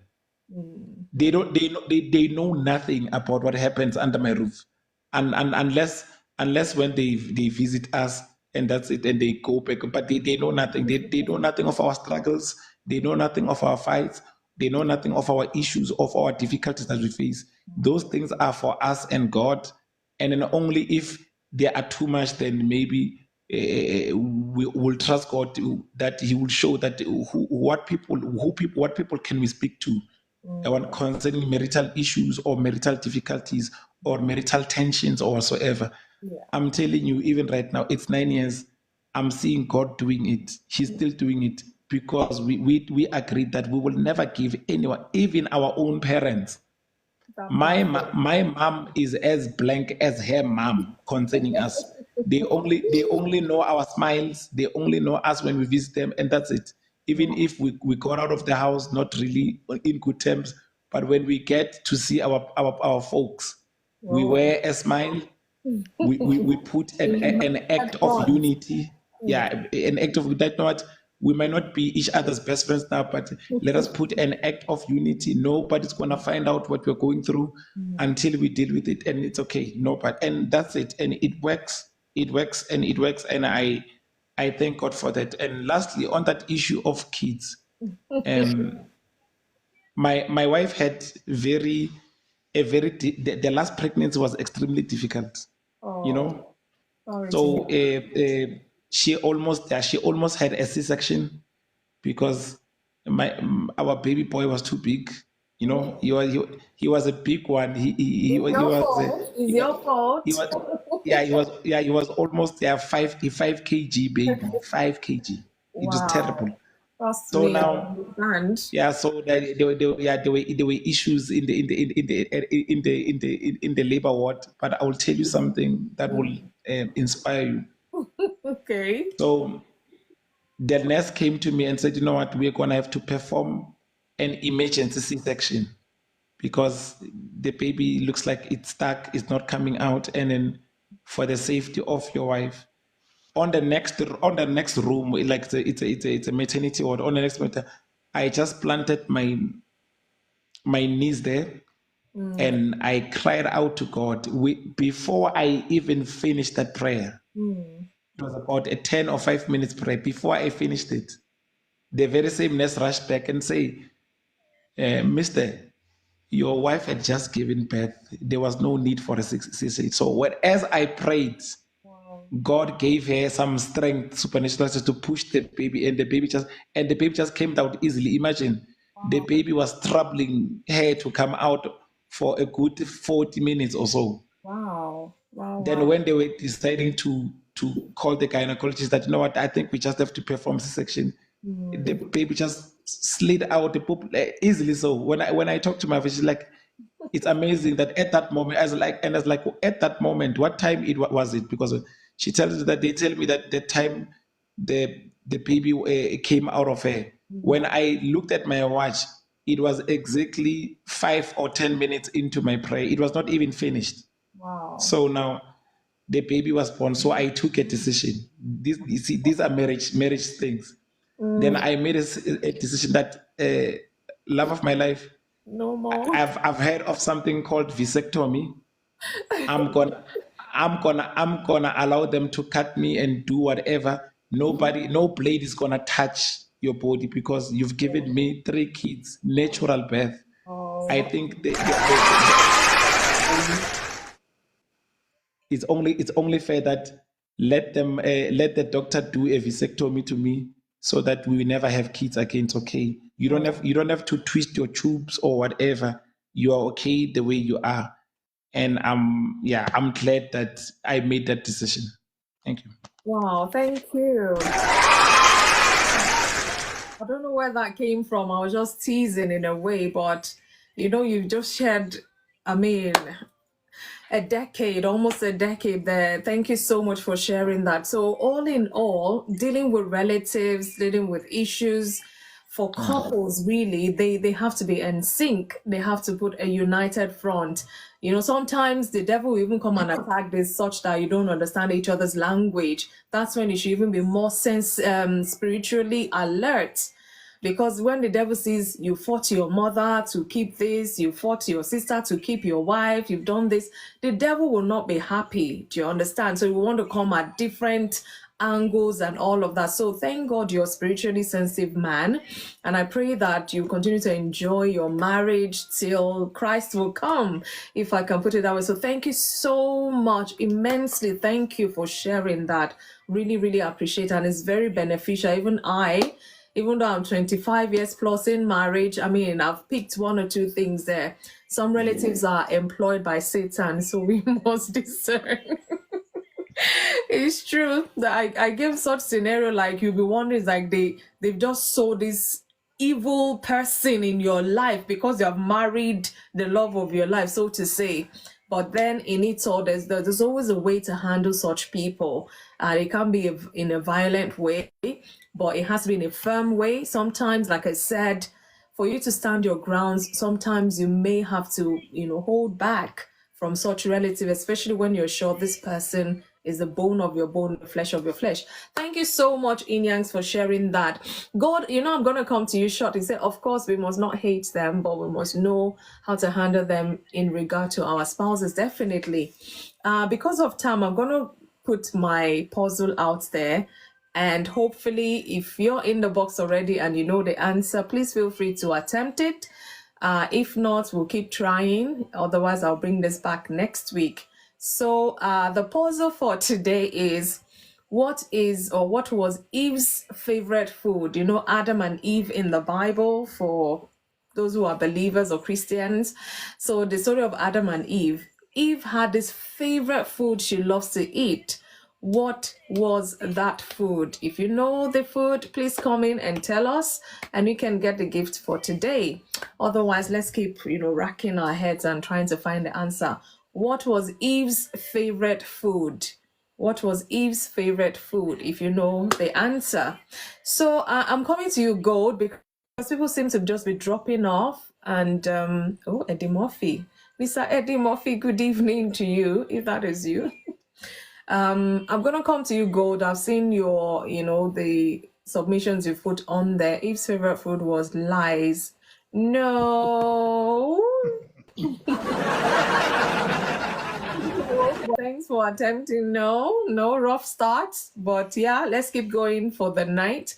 Apple, no. That's so obvious now, no. You'll be amazed at the food. So it's her favorite food. In fact, there's no way. I can't even give you clues.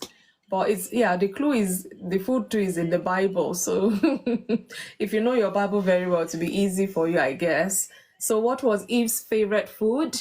It's not lies, it's not apples. Her husband. Is that a question, or you're answering, Inyangs? Is that a question? Because this you're thinking. No, but no. I think it's her husband. No. It's an answer. Yeah, there is. Oh, it's an answer. No, it's not the husband. If she ate Adam, she wouldn't have had those children she had, I guess. So I'm going to come to you, Gold. The topic we've been, talking about today is marriage and relatives. And of course, I always give my talk. I've try to break it down as much as possible. In-laws, parents, even cousin-in-laws, aunt-in-laws, all of the in-laws put together, relatives, marriage and relatives. We've looked at the good side of it, the bad side of it, setting boundaries, and what have you. So I don't know if you have stories you want to share with us so we can learn some more, especially to the married ones. Even the unmarried, you're going to have them as your in-law one day, hopefully, and then you may have to deal with certain situations. So it's best to hear from people's submission so that you're well prepared whatever happens. So if they bring the good, you enjoy it, and if they bring the bad as well, you know how to handle it, because it's very important. Gold, how are you? You're welcome to Insight. Let's hear your views tonight. I'm very well, thank you. You're Can you welcome. give me 5 minutes? I'm on a call with my husband. He's on break. Oh, you said okay. All right, it's fine. Yeah, It's fine. We'll I've come got back. a lot to contribute, but let me just quickly talk All to right, him. it's fine. It's fine. So let's All keep right. at it. Let's keep the answer coming. Or your attempts, let's keep them coming. Somebody is bound to get it. So, what was Eve's favorite food? That is our puzzle for today. And talking about marriage and relatives, one of the things I shared is that, we have to learn to be wise when we're dealing with certain in-laws or certain extended relatives, because they're there in your life, they're here to stay, they're blood. You can't really, even if you stop talking to them, doesn't mean they're still not your relative.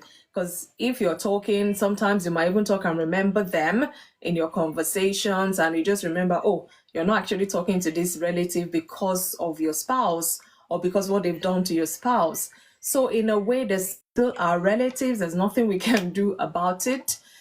Sometimes we might have to stand our ground such that they are aware that this person is here to stay. So the way you've accepted me as your son, the way you love me as your daughter, you need to accept this person I've brought into my life, because I wouldn't want my relative to be the cause of my breaking up with my husband or with my you breaking up with your wife. It shouldn't be so. They're meant to be there to be a source of support. Ify, thank you so much for joining us today. How are you? Send an invite, or if I can see you. Okay, let's see if you're there. Let's hear your views about this topic, marriage and relatives. So we need to have this positive attitude as well. And what you don't like, please don't laugh and say, haha, it's okay for now. Because this person now is in your life and they keep doing that same thing to your spouse. And then one day your spouse will now lash out, making them look like they're the bad ones, so to say. So there are certain boundaries couples would need to set when they decide to marry each other, such that relatives will not take advantage, relatives will not come and accept their own laws or whatever into your relationship. They need to know that you're a man, you're a woman who has come together to live as one, to be a family. They need to understand your dynamics to the family now and respect that. Otherwise, there will be problems. So, how can you deal with them? You have to stay calm. I know sometimes it's not always possible because you're fuming the things they've put you through. You feel like, no, where is the wrestling ring? I need to deal with them. No, but you have to stay calm, and you're charged emotionally. That's the wrong time to be even speaking, because you might just be I'm speaking. back. Oh, yay. Welcome back, Gold. I was just trying to hold it to get back. So the floor is yours. Thank you. How is hobby? He's good, thank you. Thank you. Marriage and relatives. That topic is actually very broad Yeah. because it's broad and very deep. Mm. And for me, I would say I'm grateful for the kind of in-laws I'm blessed with, because I remember when I was younger, we're like group of girls. We're having a conversations, and many years ago, and a lot of them were saying, "Oh, I pray my mother-in-law should die before I get married to her son." Da da da. And Really? I'm like, I'm not going to pray for my mother-in-law to die, because I'm also going to be a mother-in-law to someone. Wow. My own prayer is, even if my mother-in-law is horrible, before I will meet her son, let her be the best version of herself. Mm-hmm. That I won't be praying for anyone to die. Long story short, I have the best in-laws. I'm not even gonna lie. I remember when I met my husband, one thing I was very skeptical about was, are they gonna like me, given the fact that we are different race? Mm. So I was so skeptical about that, because I know even my race self, in-laws can be troublesome, let alone different race. And he assured me and reassured me that that would not be a problem. Mm. And to the glory of God, it wasn't, because from the first time I met his mom, we just hit on straight on. Okay. Other of his family members, his dad. So, like I said, I have had my own fair share of the best in-laws. My mother-in-law was the one that gave me on my wedding day. She walked me down the aisle. Oh, wow. Okay. So that's how close we are. And my in-laws paid for our wedding. They didn't let us spend a dime. Up to the pin I use on my hair, they paid for it. Nice, how kind. So I have lovely in-laws. Like I always tell some of my friends, say with my mother-in-law, it's point and kill. Anything I want, I get. Wow. She will just ask me, what do you want? Whatever I want, I get. And I'm so grateful because it can only be God. It can only, it's not my making. But when I hear some stories, when I used to work, because right now I'm off work, when I was working, my mother-in-law is 75 years.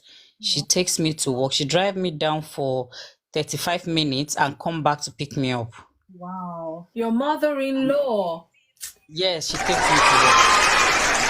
Yes, this woman, I've not met her, but my goodness. Wow. She's very amazing. And when I started working night, she stuck to that routine. She will wake up, my shift round up 8 in the morning. My mother-in-law will already be outside 6:30 in the morning to pick me up. Wow. And my colleagues are always like, Gold, how did you do this? That even with that we are English, our mother-in-laws are giving us problem. and I always tell them, it's not me, it's God. So I have the best relationship with them, and she doesn't interfere with my home. My husband is English, but in a way he acts like African. Sometimes I always ask him, you need to do a DNA because there are some things, some traits you have, and I'm like, for an Englishman, it's quite strange. Anything I don't tell his mom, his mom will never be aware. Wow. He doesn't take anything out, even to his friends, even to anyone. So anything I don't tell his mom, she's never aware, or his dad. He doesn't take anything that is personal within us to them. And the thing is, these are conversations I never had with him that, don't say this, don't know. It was just by himself that he made that decision. And sometimes I just tell him, if I told his mom something, I'll say, I needed to tell her because me and your mom, we are very close. Me and my mother-in-law discuss my sex life with her son. That's how close we are. Are you serious? Yeah. Oh my goodness. So that is how close we are. I will be laughing, she will be laughing, and she will be like, I still see him as a baby. He's my little boy. Oh, amazing. So given how close we are, there are some things that just the minor stuff that I still need to tell her, and I'll tell my husband, see, I've told mom so and so, because I call her mom. Because that's what she is to me. She's like the mom I never grew up having. Same with my father-in-law. So in all, what I would say is there are good in-laws out there. And when you find a good one, just act right. Yeah. Because me, I'm very level-headed. God has given me that rest. I don't want to be the one to ruin things for myself. So I respect and appreciate everything I have. I remember during my wedding, my mother-in-law was the one driving me around to look for my wedding gown. Wow. And few friends that offered to join me to go for the dress, my mother-in-law went to each of their houses to pick them up. Wow. And drop them back after we bought the dress. She's just... It's not that you're lucky, you're blessed. That's the word. I'm blessed. I must say I'm blessed. Very, very blessed. So, and my friend told me something. She said, Gold, I know you've been trying for a baby and it's been stressful over the years. He said, but one thing I want you to focus on, you are blessed with the best in-laws and the best husband. Focus on that and continuously thank God for that you don't have to even stress yourself in that regard, that every other thing will fall in place. That in as much as nobody is putting me under pressure, why am I putting myself under pressure? That should just relax. That you have so many things that God has blessed you with that is working in your favor, than for you to now be dwelling on the only thing that you are still looking unto God for. So there are good in-laws, like I always tell people when I hear, oh, in-laws are bad. See, not all in-laws are bad. Even my extended in-laws, they like me so well. Like because my in-laws, he's from my husband extended families, they are very large, so they love parties a lot. And we tend to meet up all the time. They are so loving, and I'm like, it can only be God. I'm not even gonna lie. It can only be God. There are good in-laws out there. Me, my life is all about God, prayer. So in all, just pray. Let God give you the best. Even if your in-laws are meant to be worse, God will turn them for good in your favor. That's all I have to say. Thank you. Thank you. You know, I was going to ask, but you have covered that already. I was going to ask, whilst you were dating your husband, were they that good as well? Or it was when they now know, okay, you're going to be our daughter, our new daughter, and they're now being nice. But for her to be taking you They've to been good from the onset. Oh, From the onset. that's very nice. From Yes, the very first time I met my mother-in-law, we were just like chatty, and we're already speaking over the phone even before we met physically. I remember the first time my mother-in-law, I was meant to go to her house to go and meet her. My husband was meant to take me down because we were still dating then. Yeah. And last minute, he just said, no, let his mom come over. I said, I said, where I come from? We are the one that always go. I know, this is in fact, And, like... and he was like, no, that mom is happy to come over. I said, okay. Wow. So my mother-in-law came over to our house, and my husband just told my mom that you both get to know yourself. My husband went into the kitchen and made dinner. So me and my mother-in-law were chatting, getting to know ourselves. I'm like, hey, I never seen this guy before. In fact, it will be like those things you watch in movies, not in reality. Do you get? I was like, I said, if you say I call from, hey, you cook. My mother-in-law will send me to the kitchen. In So fact, we they just need not look at you twice before you know to enter the kitchen. I would run and stand up. Wow. So we just hit it off, had good conversation. So it's been like that. Even when I met my father-in-law, because he doesn't live in the same city with us. He's married to someone else in another city. So when I met him and his wife, it's the same thing.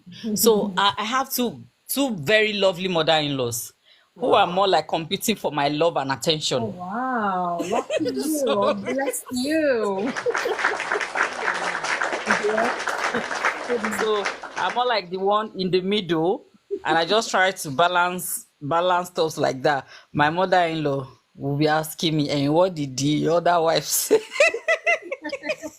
I'll be like, body. I'll be like, mom, don't ask me. Whatever we discuss is between me and her. So don't ask me. Wow. Stuff like that. So they've been good right from day one. It wasn't even like maybe when they figure out that we're going to get married. And the good thing, like my mom always tell me, which is my mother-in-law, I call her mom. She says since I came into her son's life that I gave her hope. That and I have brought the family more closer than before, that she loved the fact that I'm a home person, I'm a homely girl who want the family united. And I told her, I said, see, I'm never going to steal your son from you. He's still your son. And I'm even happy that you are willing to share his love with me. He's your only son, and I respect that. So you still have that special place in his heart, and I have a special place in his heart. So we are the two special women in his life. Wow. And she's always saying, and she knows that some women would have maybe want to turn the son. I said, no, the love is big enough for us to share. And I'm happy the way the family is, because the thing is, I never knew how important your in-laws accepting you and loving you was until I got married. I never knew how important that was. I know people always complain, my in-laws don't like me and all of that. But when I was not in the marriage, that was when I valued it so much, because even my husband is so happy. It gives him that peace that me and his mom and his dad and every other family members get along. So even when his mom is chatting to him, and he will just tell his mom, talk to Goldie, I'm busy. So, and if my husband is chatting to his mom, whatever he says to his mom, he tells me.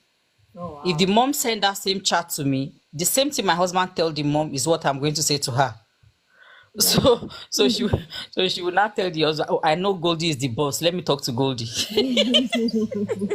In fact, yeah, marriage is not for faint-hearted people. I'm telling you, the It's not. the dynamics it brings. Oh my goodness! If It's you're not. not, It's if you're not. not a strong person, you might not be able to handle it. So well Your done. Yeah. marriage is easier when you just get along with your in-laws. It's easier and more peaceful because you don't have anything to sweat about. You don't have anything to worry about.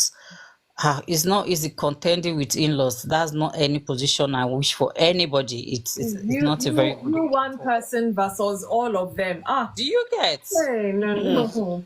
It's too much work. It is. It can be. Honestly, it can be. Thank you so much. Thank you for sharing. Yeah. Marriage is not for, it's not for faint-hearted people. I'm telling you, it's not for lily-livered men or women. That's why sometimes some people feel young people going into marriage, are they ready for it mentally, emotionally, physically, and all that it comes with? Because some people, you find out that when you're dating their child, oh, they're okay because maybe they don't even see any prospect of you guys ending up together.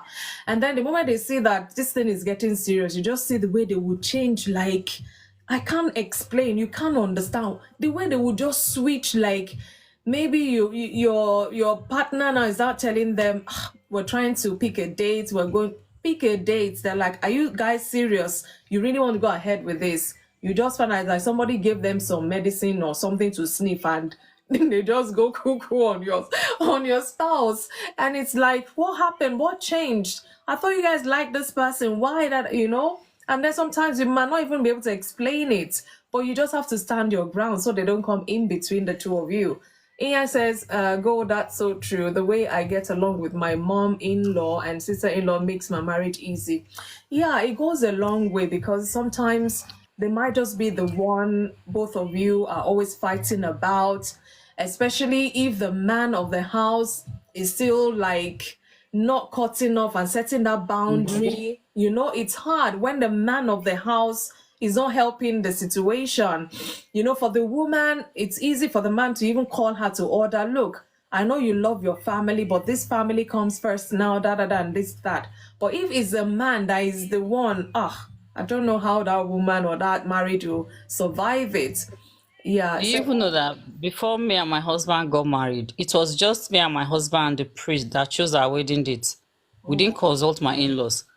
We just called them up and told them we are getting married so day. see? And they were like, what? And they were like, okay, is it not too close?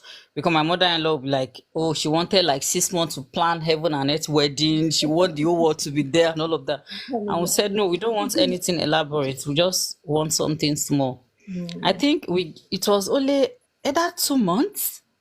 It was a Oh, very short notice.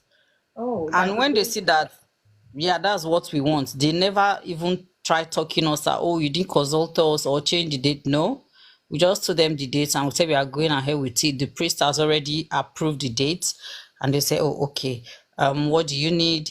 My father-in-law put money in our account because me and my husband have a joint account. My okay. mother-in-law puts money in the same account. They say, okay, you just keep buying what you want, spend what you want. If you need more, let us know, we add more. And I told my husband, I said, because this money is there does not mean we should use it all. Yeah, that's true. So I was the one in charge of everything, buying and everything.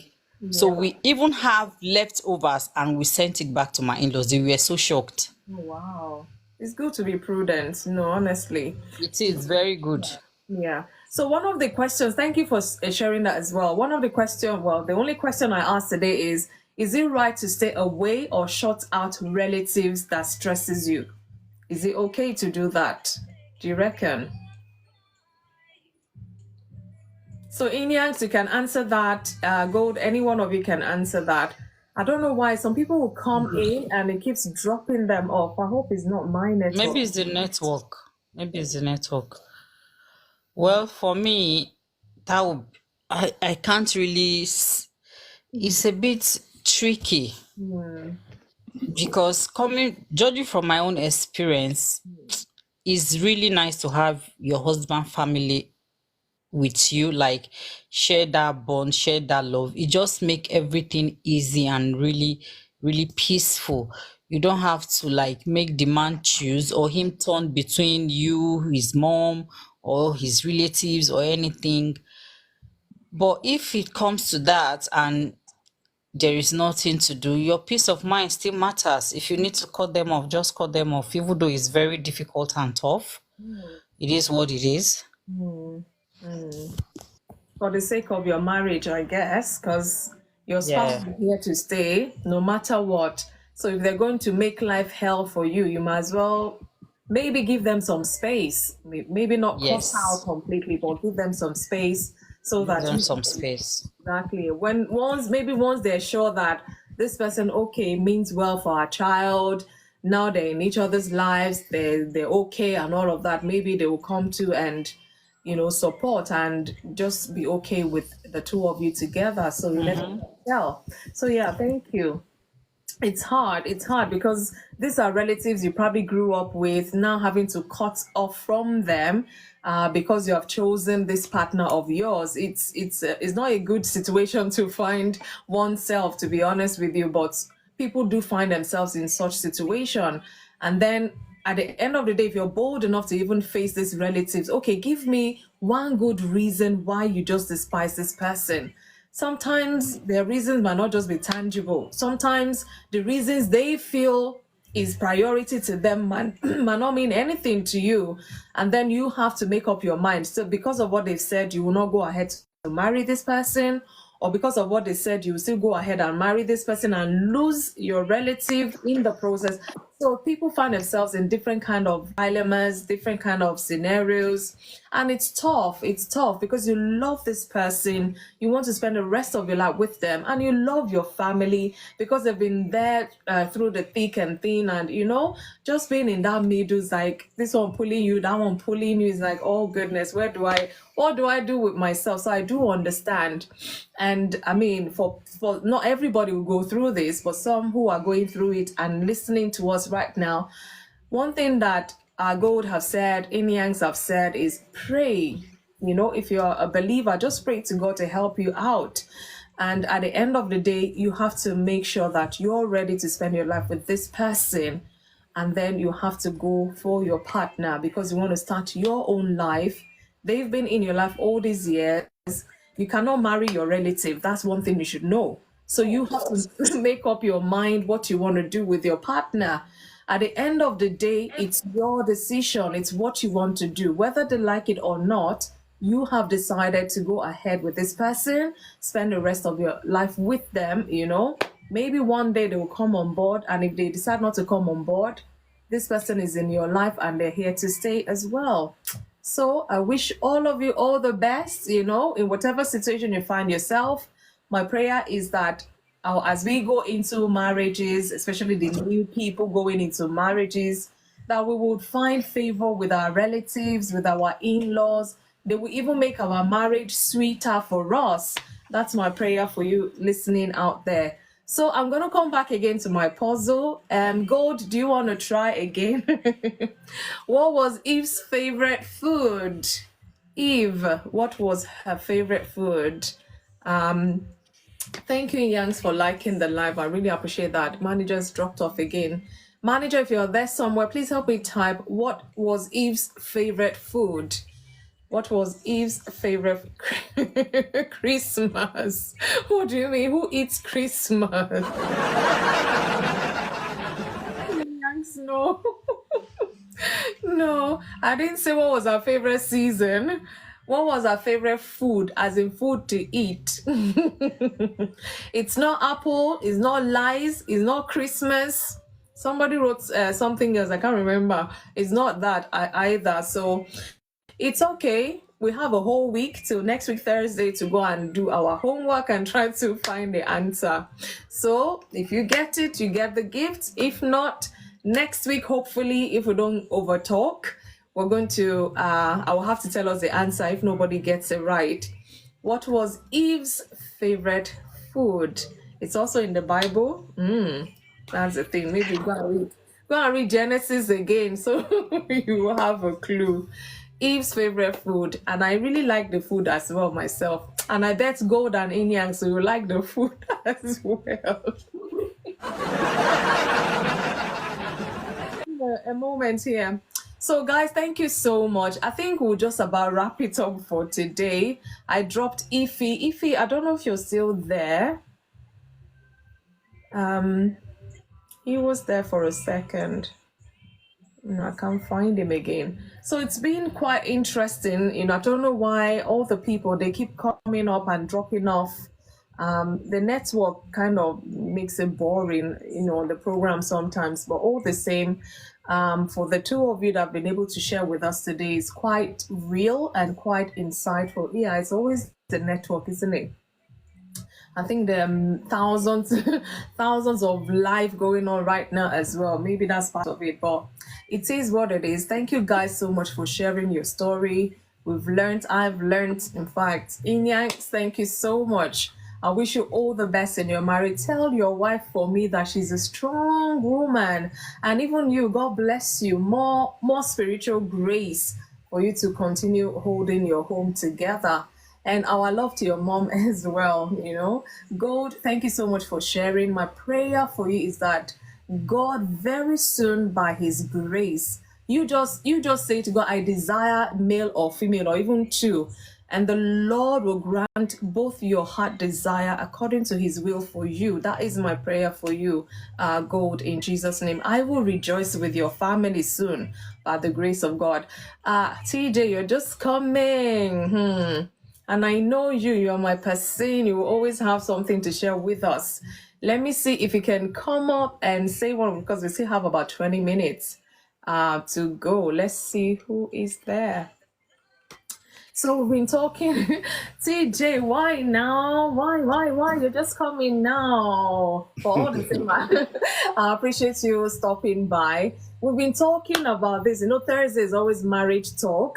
We'll be talking about marriage and relatives, and I asked after my talk, the question is it right to stay away or shut out some relatives when they're stressing us? Is it right? But however, you can either start with that, or if you have tips you want to share with us, marriage and relatives, some relatives and relatives from hell, in-laws from hell. Meanwhile, some, they've adopted you like their own. In fact, you don't even miss your own parents because this your in-laws so love you so much. It's like, God, thank you for my in-laws, So I don't know what your take is on it. If you want to share with us marriage and relatives, you're welcome. So when you say marriage and relatives, do you mean to be more specific, do you mean your relatives or your in-laws? Both of them, yeah. Okay. I think often at times, it's not that it's easy. Oh, good evening. It's not that it's easy, but it's easier to deal with your relatives than to deal with your in-laws. Some people might say, oh, no, it's actually easier to deal with your in-laws because your relatives know you. But I think it's easier to deal with your relatives because they know you, you're freer with them. And I think diplomacy is very important where it is needed, and sometimes you just have to be blunt as well. And in this context, I'm talking about your relatives. You have to say it the way it is and speak the truth in love, so that you can live in peace, right? So if the relationships around you, be it relatives or be it friendships, sort of stressing you out, you have to address it and assess the impact and quantify the impact it's having on you and deal with it from that perspective. There's some people that all you have to do is just not respond to them. There's some people that you have to physically say to them, no, just stay away from me. But you've got to quantify that. But on the side of your in-laws, it's a bit trickier, in the sense that, it's almost like a second connection, even though they are now part of your family, extended family. There are people who, put that dynamic in consideration. that somebody who may be stressing you out on your in-laws and the side of your in-laws may not be giving your wife that headache, right? Or your Yeah. husband that headache. But the fact that your spouse is considerate, I would imagine, of your position, Yeah. they would want to deal with that situation, but also it's a very tricky one. I would say in dealing with in-laws, I think it's important to engage your spouse first, and Yeah. often at times get your spouse to deal with it by explaining to the spouse. Your spouse will be maybe a bit more objective. Some cases may not deal with it well because they're also struggling because of the ties in there. But at least it's got to be a joint stance with your spouse. So you can't just deal with it in isolation, or else those kind of things could backfire. So it's always involved. It's always important that when you're dealing with in-laws, that you deal with your spouse first and try and have a conversation about the things you have an issue with. Discuss that so that you have a united front on how to approach it. And your approach may be wrong. Your spouse will let you know. Your spouse's approach may be wrong. But when you discuss that, it's easier to move forward Yeah. with a united front rather than you tackling things on your own. And then it becomes a bit of a mess, right? Oh, even bigger than the mess on ground, I know. Yes. That's So good. those are my thoughts. But wisdom is profitable to direct. So Thank you for adding that. Thank you. Some relatives, you have to be firm, but you have to be kind as well. Otherwise, things just get over escalated, and instead of resolving what it is, it even brings more. And then, you don't want to lose your relative because of your spouse, and you don't want to lose your spouse because of your relative. So, diplomacy, wisdom, discernment, all of those things, prayer, even. yeah, Such that your relatives are happy, your in-laws are happy, you as a couple, you're happy as well, because all of that makes that family unit. exactly. Once upon a time, before you got into the picture, these were the people they knew. So you can't just, sometimes even the way they treat you is coming from a place of love in a twisted way, because they love their son or daughter so much. And now this is a stranger. My daughter is telling me I love this stranger. I will show you Pepe. I need to test you to be sure you really mean business with my daughter. You're going to look after, so sometimes in a what way they love, but they just want to be sure that, you're the right person for their child, or that you're not here to mess the child about. So when you now eventually marry and that now carries on, that's a different ball game altogether.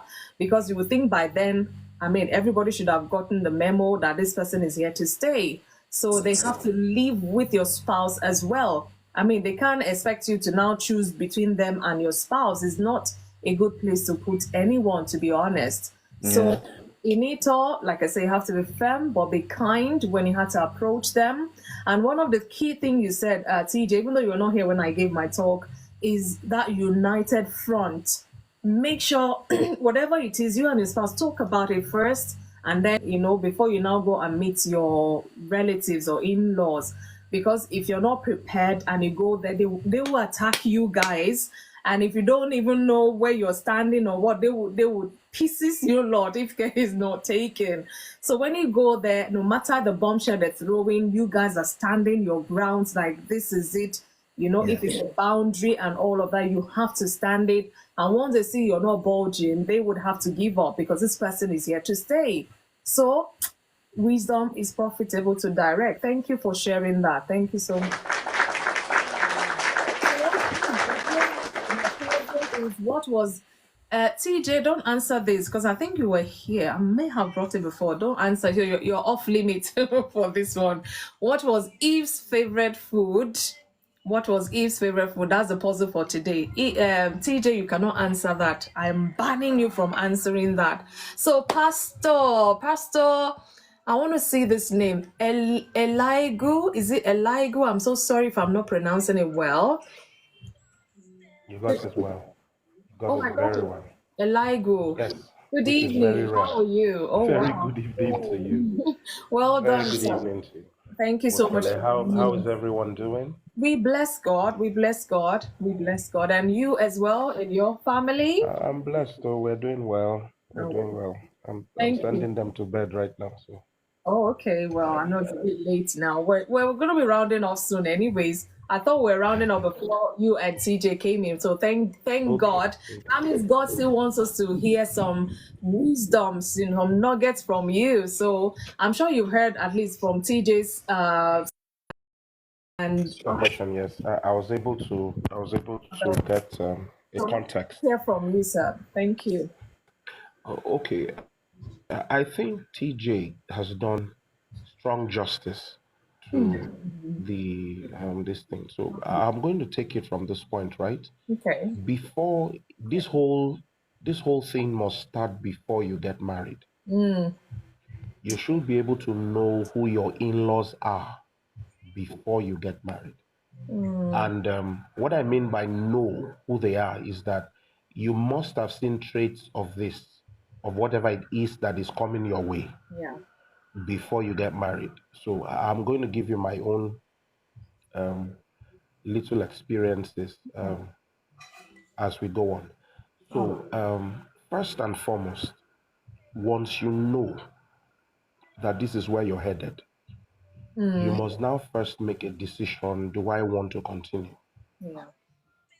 In case you're having a hostile in-laws, if you're going to have a hostile in-laws, you must now ask yourself, love is very important, Yeah. but you see, you are not going to eat love.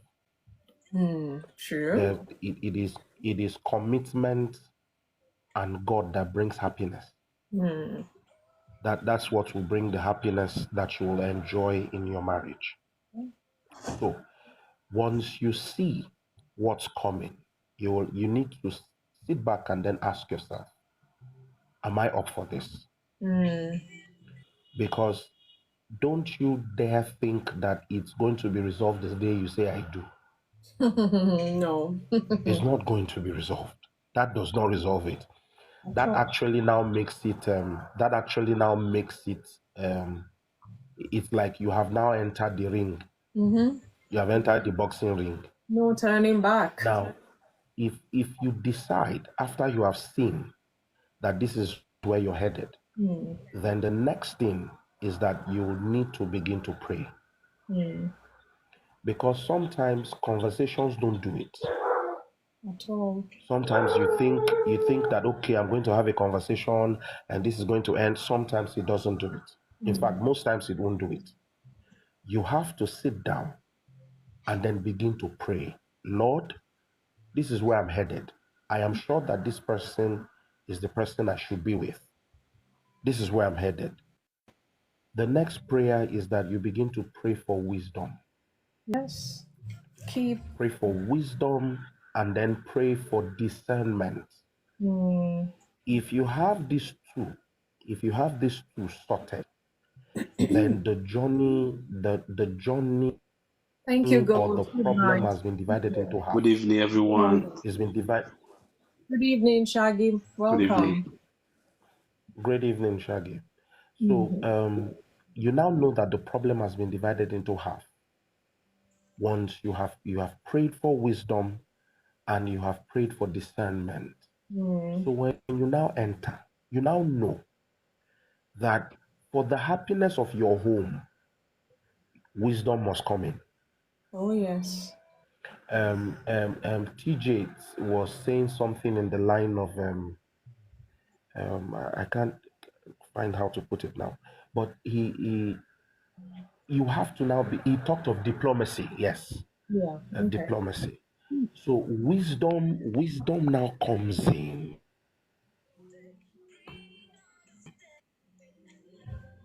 Yeah, go on. Is that you will now have peace in your home because they will fight you, and then you will fight your spouse. They fight you, you fight your spouse. They fight you, you fight your spouse. That's what happens in most cases. Because when they are fighting you, you will vent that anger on your spouse. Can't you see them? Can't you control them? Can't you do this? Can't you do that? And then peace has disappeared from your home. I know. So wisdom now comes in. Wisdom and discernment now comes in. Yeah. Because usually, well, I'm only going to talk from a Christian's perspective. Usually, when you allow that to fester, when you allow it to fester, demons will come in. Demons will come in and begin to reshape the house for you. So the next is that TJ said something about a united front. I think it was either you or TJ said something about a united front. It is very important that 98% of the time, the in-law is not the one that does confronting. It has to be the family. What I mean by in-law is it is wisdom that my wife does not confront my family, my parents. It is wisdom. It is wisdom that she allows me to confront them most of the time. Now, that can't be, there are cases where it will not be every time. Because in case you now have a husband who can't, because there are times that you might not be able, the husband, I don't want to use the word weak because that's a strong one. I don't want to use that word weak. Say I want to strong say that enough. he strong enough to face them the way he ought to face them. So let me give you my personal example. My mom, we waited for about 10 years to have our first child. Oh wow. So in the midst of that, there was one time my mom came to the city where we are. She came for a women's convention somewhere, and then I took my wife, we went to visit her. Okay. And while we were there, she made a comment. She made a passing comment at my wife as regarding the fruit of the womb. Wow. And so I didn't hear fully what she said, but I saw the mood on my wife's face. So I went to her and I said to her, "What's up? What's going on? What did you say now?" I said, "No, she's just saying that all these modern women, they are using protection even though they are married."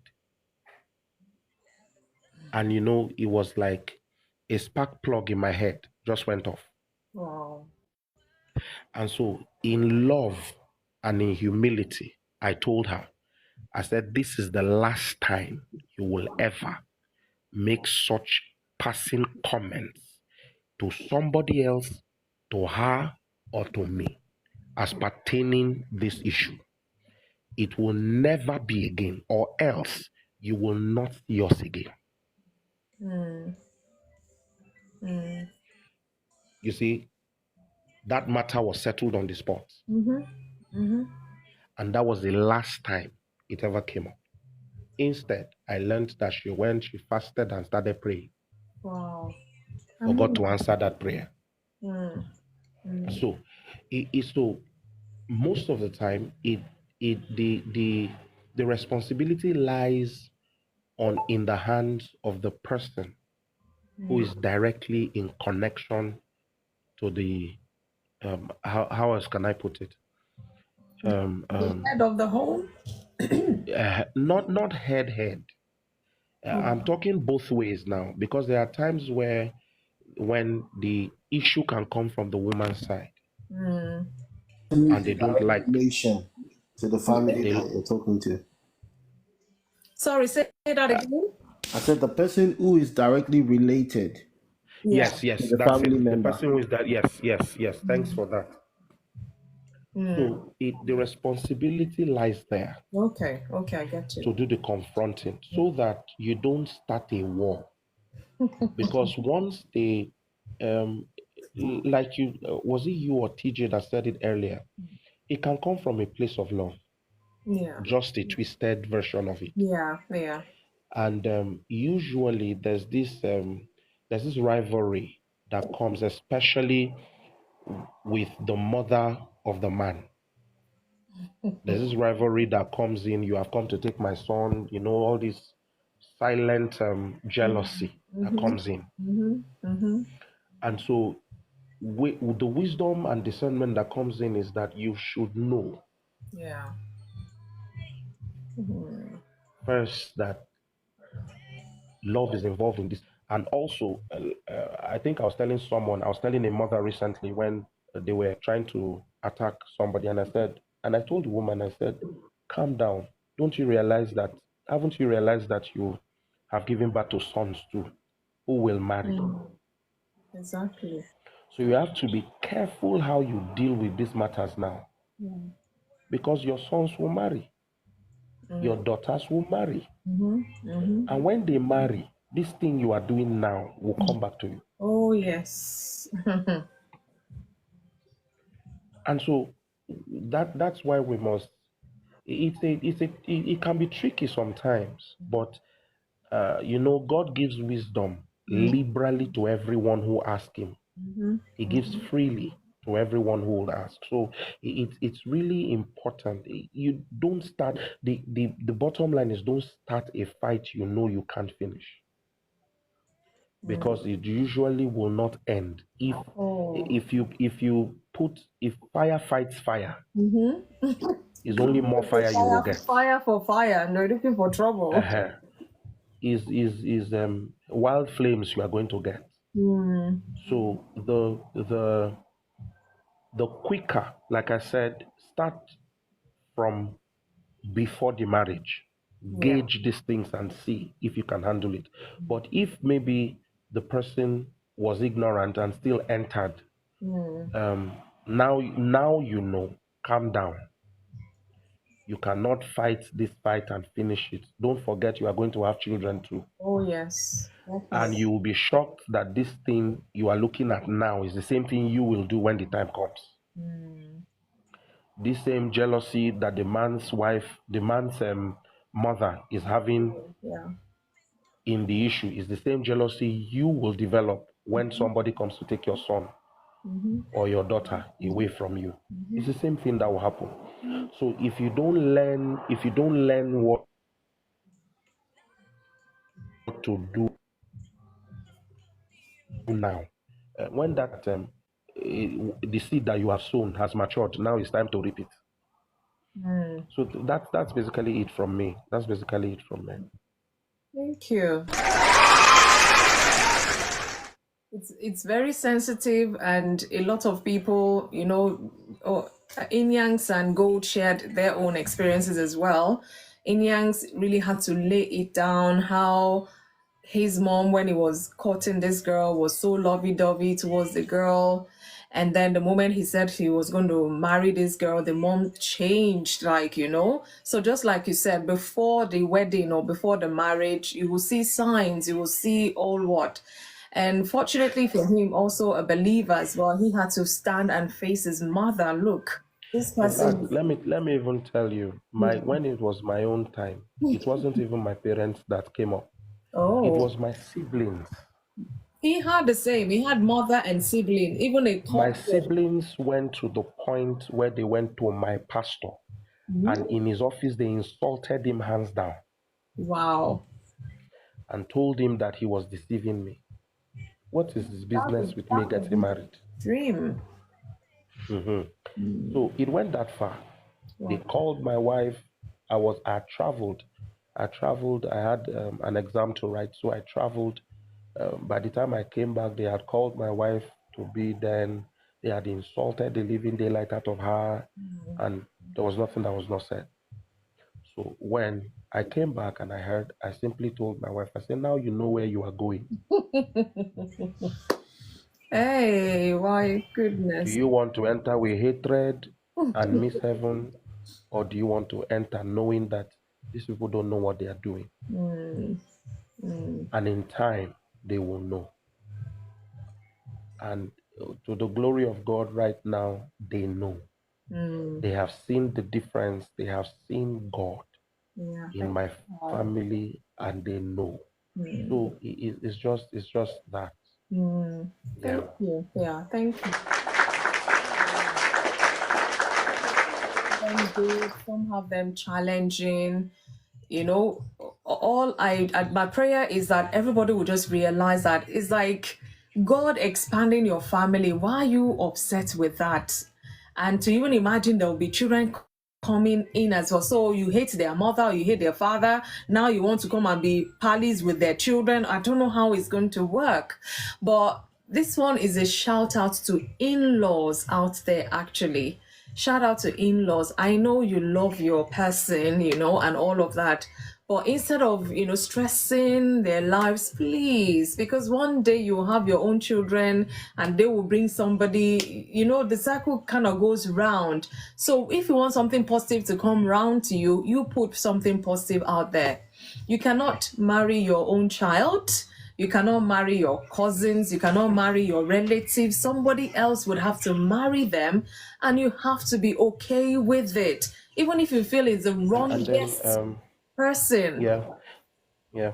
Yeah, Sorry, the last is this. it's okay. A man must be a man, But we all know that regardless it's of not always where. the case, Some men No, with their we're giving an advice, right? We're yeah, giving the admonition, oh yeah. regardless of where the issue comes from. A man must be a man. You must be able to stand To face.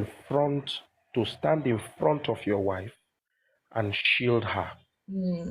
Very Whether important. it is her people that don't like you, or your own people that don't like Wow. you or her or the marriage.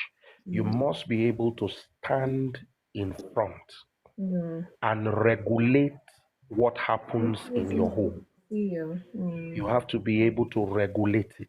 Yes. You understand? You must be able to regulate what is going on, because the amount of peace you will enjoy in your home is actually dependent on you. Very It's true. actually dependent on you, the man. So you must take that ground, stand that ground, and settle things outside. Don't try as much as you can not to let them in, not to Boundary. let the fight in. Yes. Create a clear cut boundaries. Yeah. There was one that happened one time like that, and I think it was my elder sister that wanted to go at my wife. I think it was him. No.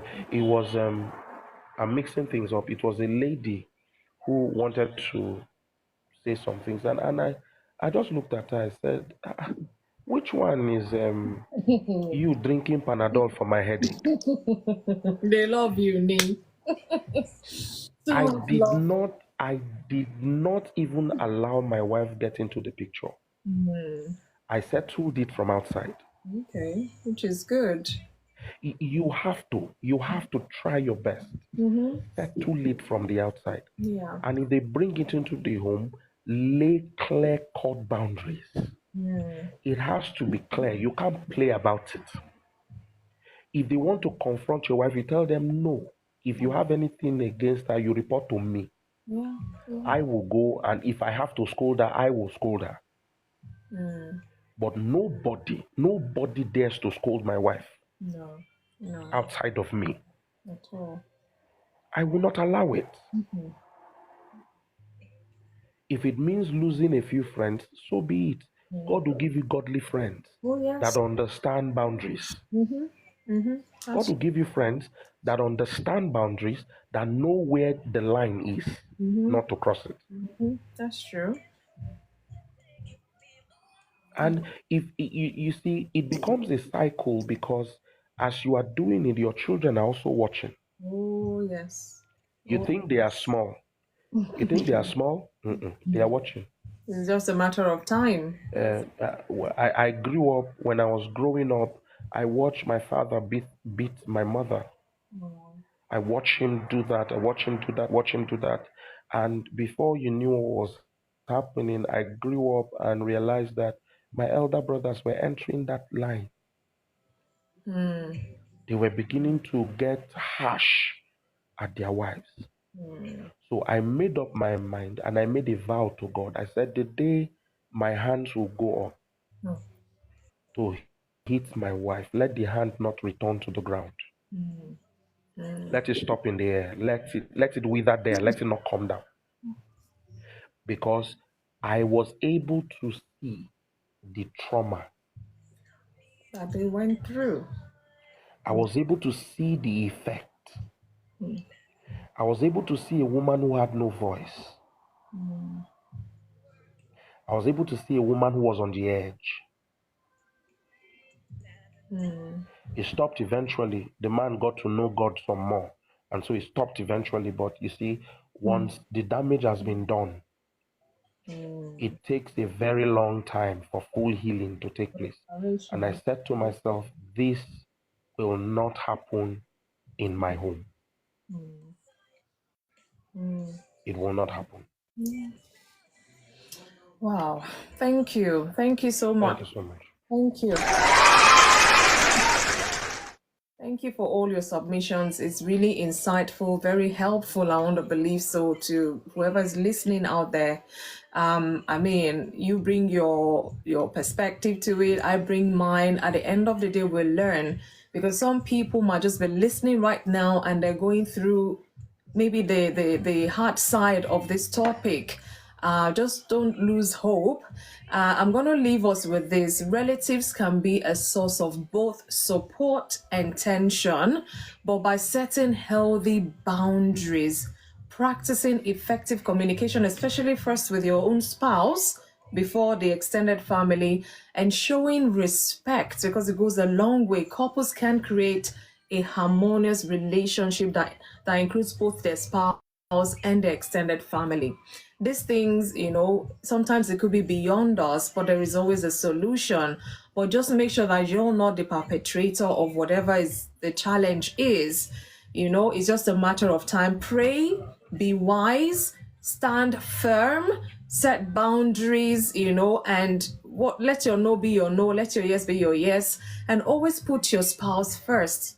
Because if you lose your spouse, I mean, your relative cannot replace your spouse. You know that. So this person is also here to stay in your life as well as your relative. So they need to find common grounds where everybody will be okay. I mean, too much love, is too much love bad? This person has come to love your child, your son, your daughter. And I mean, it's only they left their own family to come and be part of your family. And what are you dishing out to them? Let it be love in return. Let it be love. Let it be support. And if you have any issues, talk to your son, let him address his wife, or talk to your wife, let your husband address his relatives or whatever it is. But it's always important for couples to keep that united front, because that's where you will survive. That is what will keep you going, especially even if it's both family or extended family coming at you. You have to be each other's person in order to fight them back if need be, or to make them see reason why this marriage is here to stay. So guys, thank you so much for all the love, support, submissions, likes, gifts, everything. Nobody got my puzzle for today, so I'm going to have to bring it back next week. I asked us what was Eve's favorite food, and I've barred TJ from answering. So maybe off TikTok we can talk and laugh about it. Pastor, it's not apple. Somebody have mentioned apple before you joined. It's not apple. It's not lies. Somebody even said the husband. I said, if Eve had eaten the husband, I don't think they will have other children, So all sorts was coming. It was quite funny, but nobody got it, no. So I'm going to bring it back next week, and another topic by the grace of God on Thursday, where we'll be talking more about marriage issues, marriage topics, so that we can learn, because God's idea of marriage is that we enjoy that marriage. But you and I know, as long as we're living here on earth, challenges will come. How do we face these challenges? What strategies can we use? Prayer, tools, all of that. So we'll talk about it here so that we can learn and go out there and practicalize, so that we can enjoy our marriages rather than endure. So this is a shout out to all relatives out there, all in-laws out there. Please show love, show support, show care to your in-laws as well, to that child, to that man, to that woman who has come to love your own, because it's coming from a good place, and together you can build this harmonious family and live a life of happiness, you know. So thank you guys so much. Until I come your way again next I'm coming back on Monday for a general topic. I will be talking about another interesting one. I remain yours, FunmiRoyal. Do have yourself a lovely, lovely night rest. Thank you, Pastor Eligu. Thank you so much for joining. TJ, I see you've dropped off. Thank you for your contributions as well. Have a blessed night rest. Good night, everyone. Thank you. Thank you for liking the live. Thank you. God bless. Let the light that's within me shine to the whole world. Dewa, I see you. Thank you for liking the live. Thank you. The dawn of a new day, bring understanding and love. Let's love go round, please.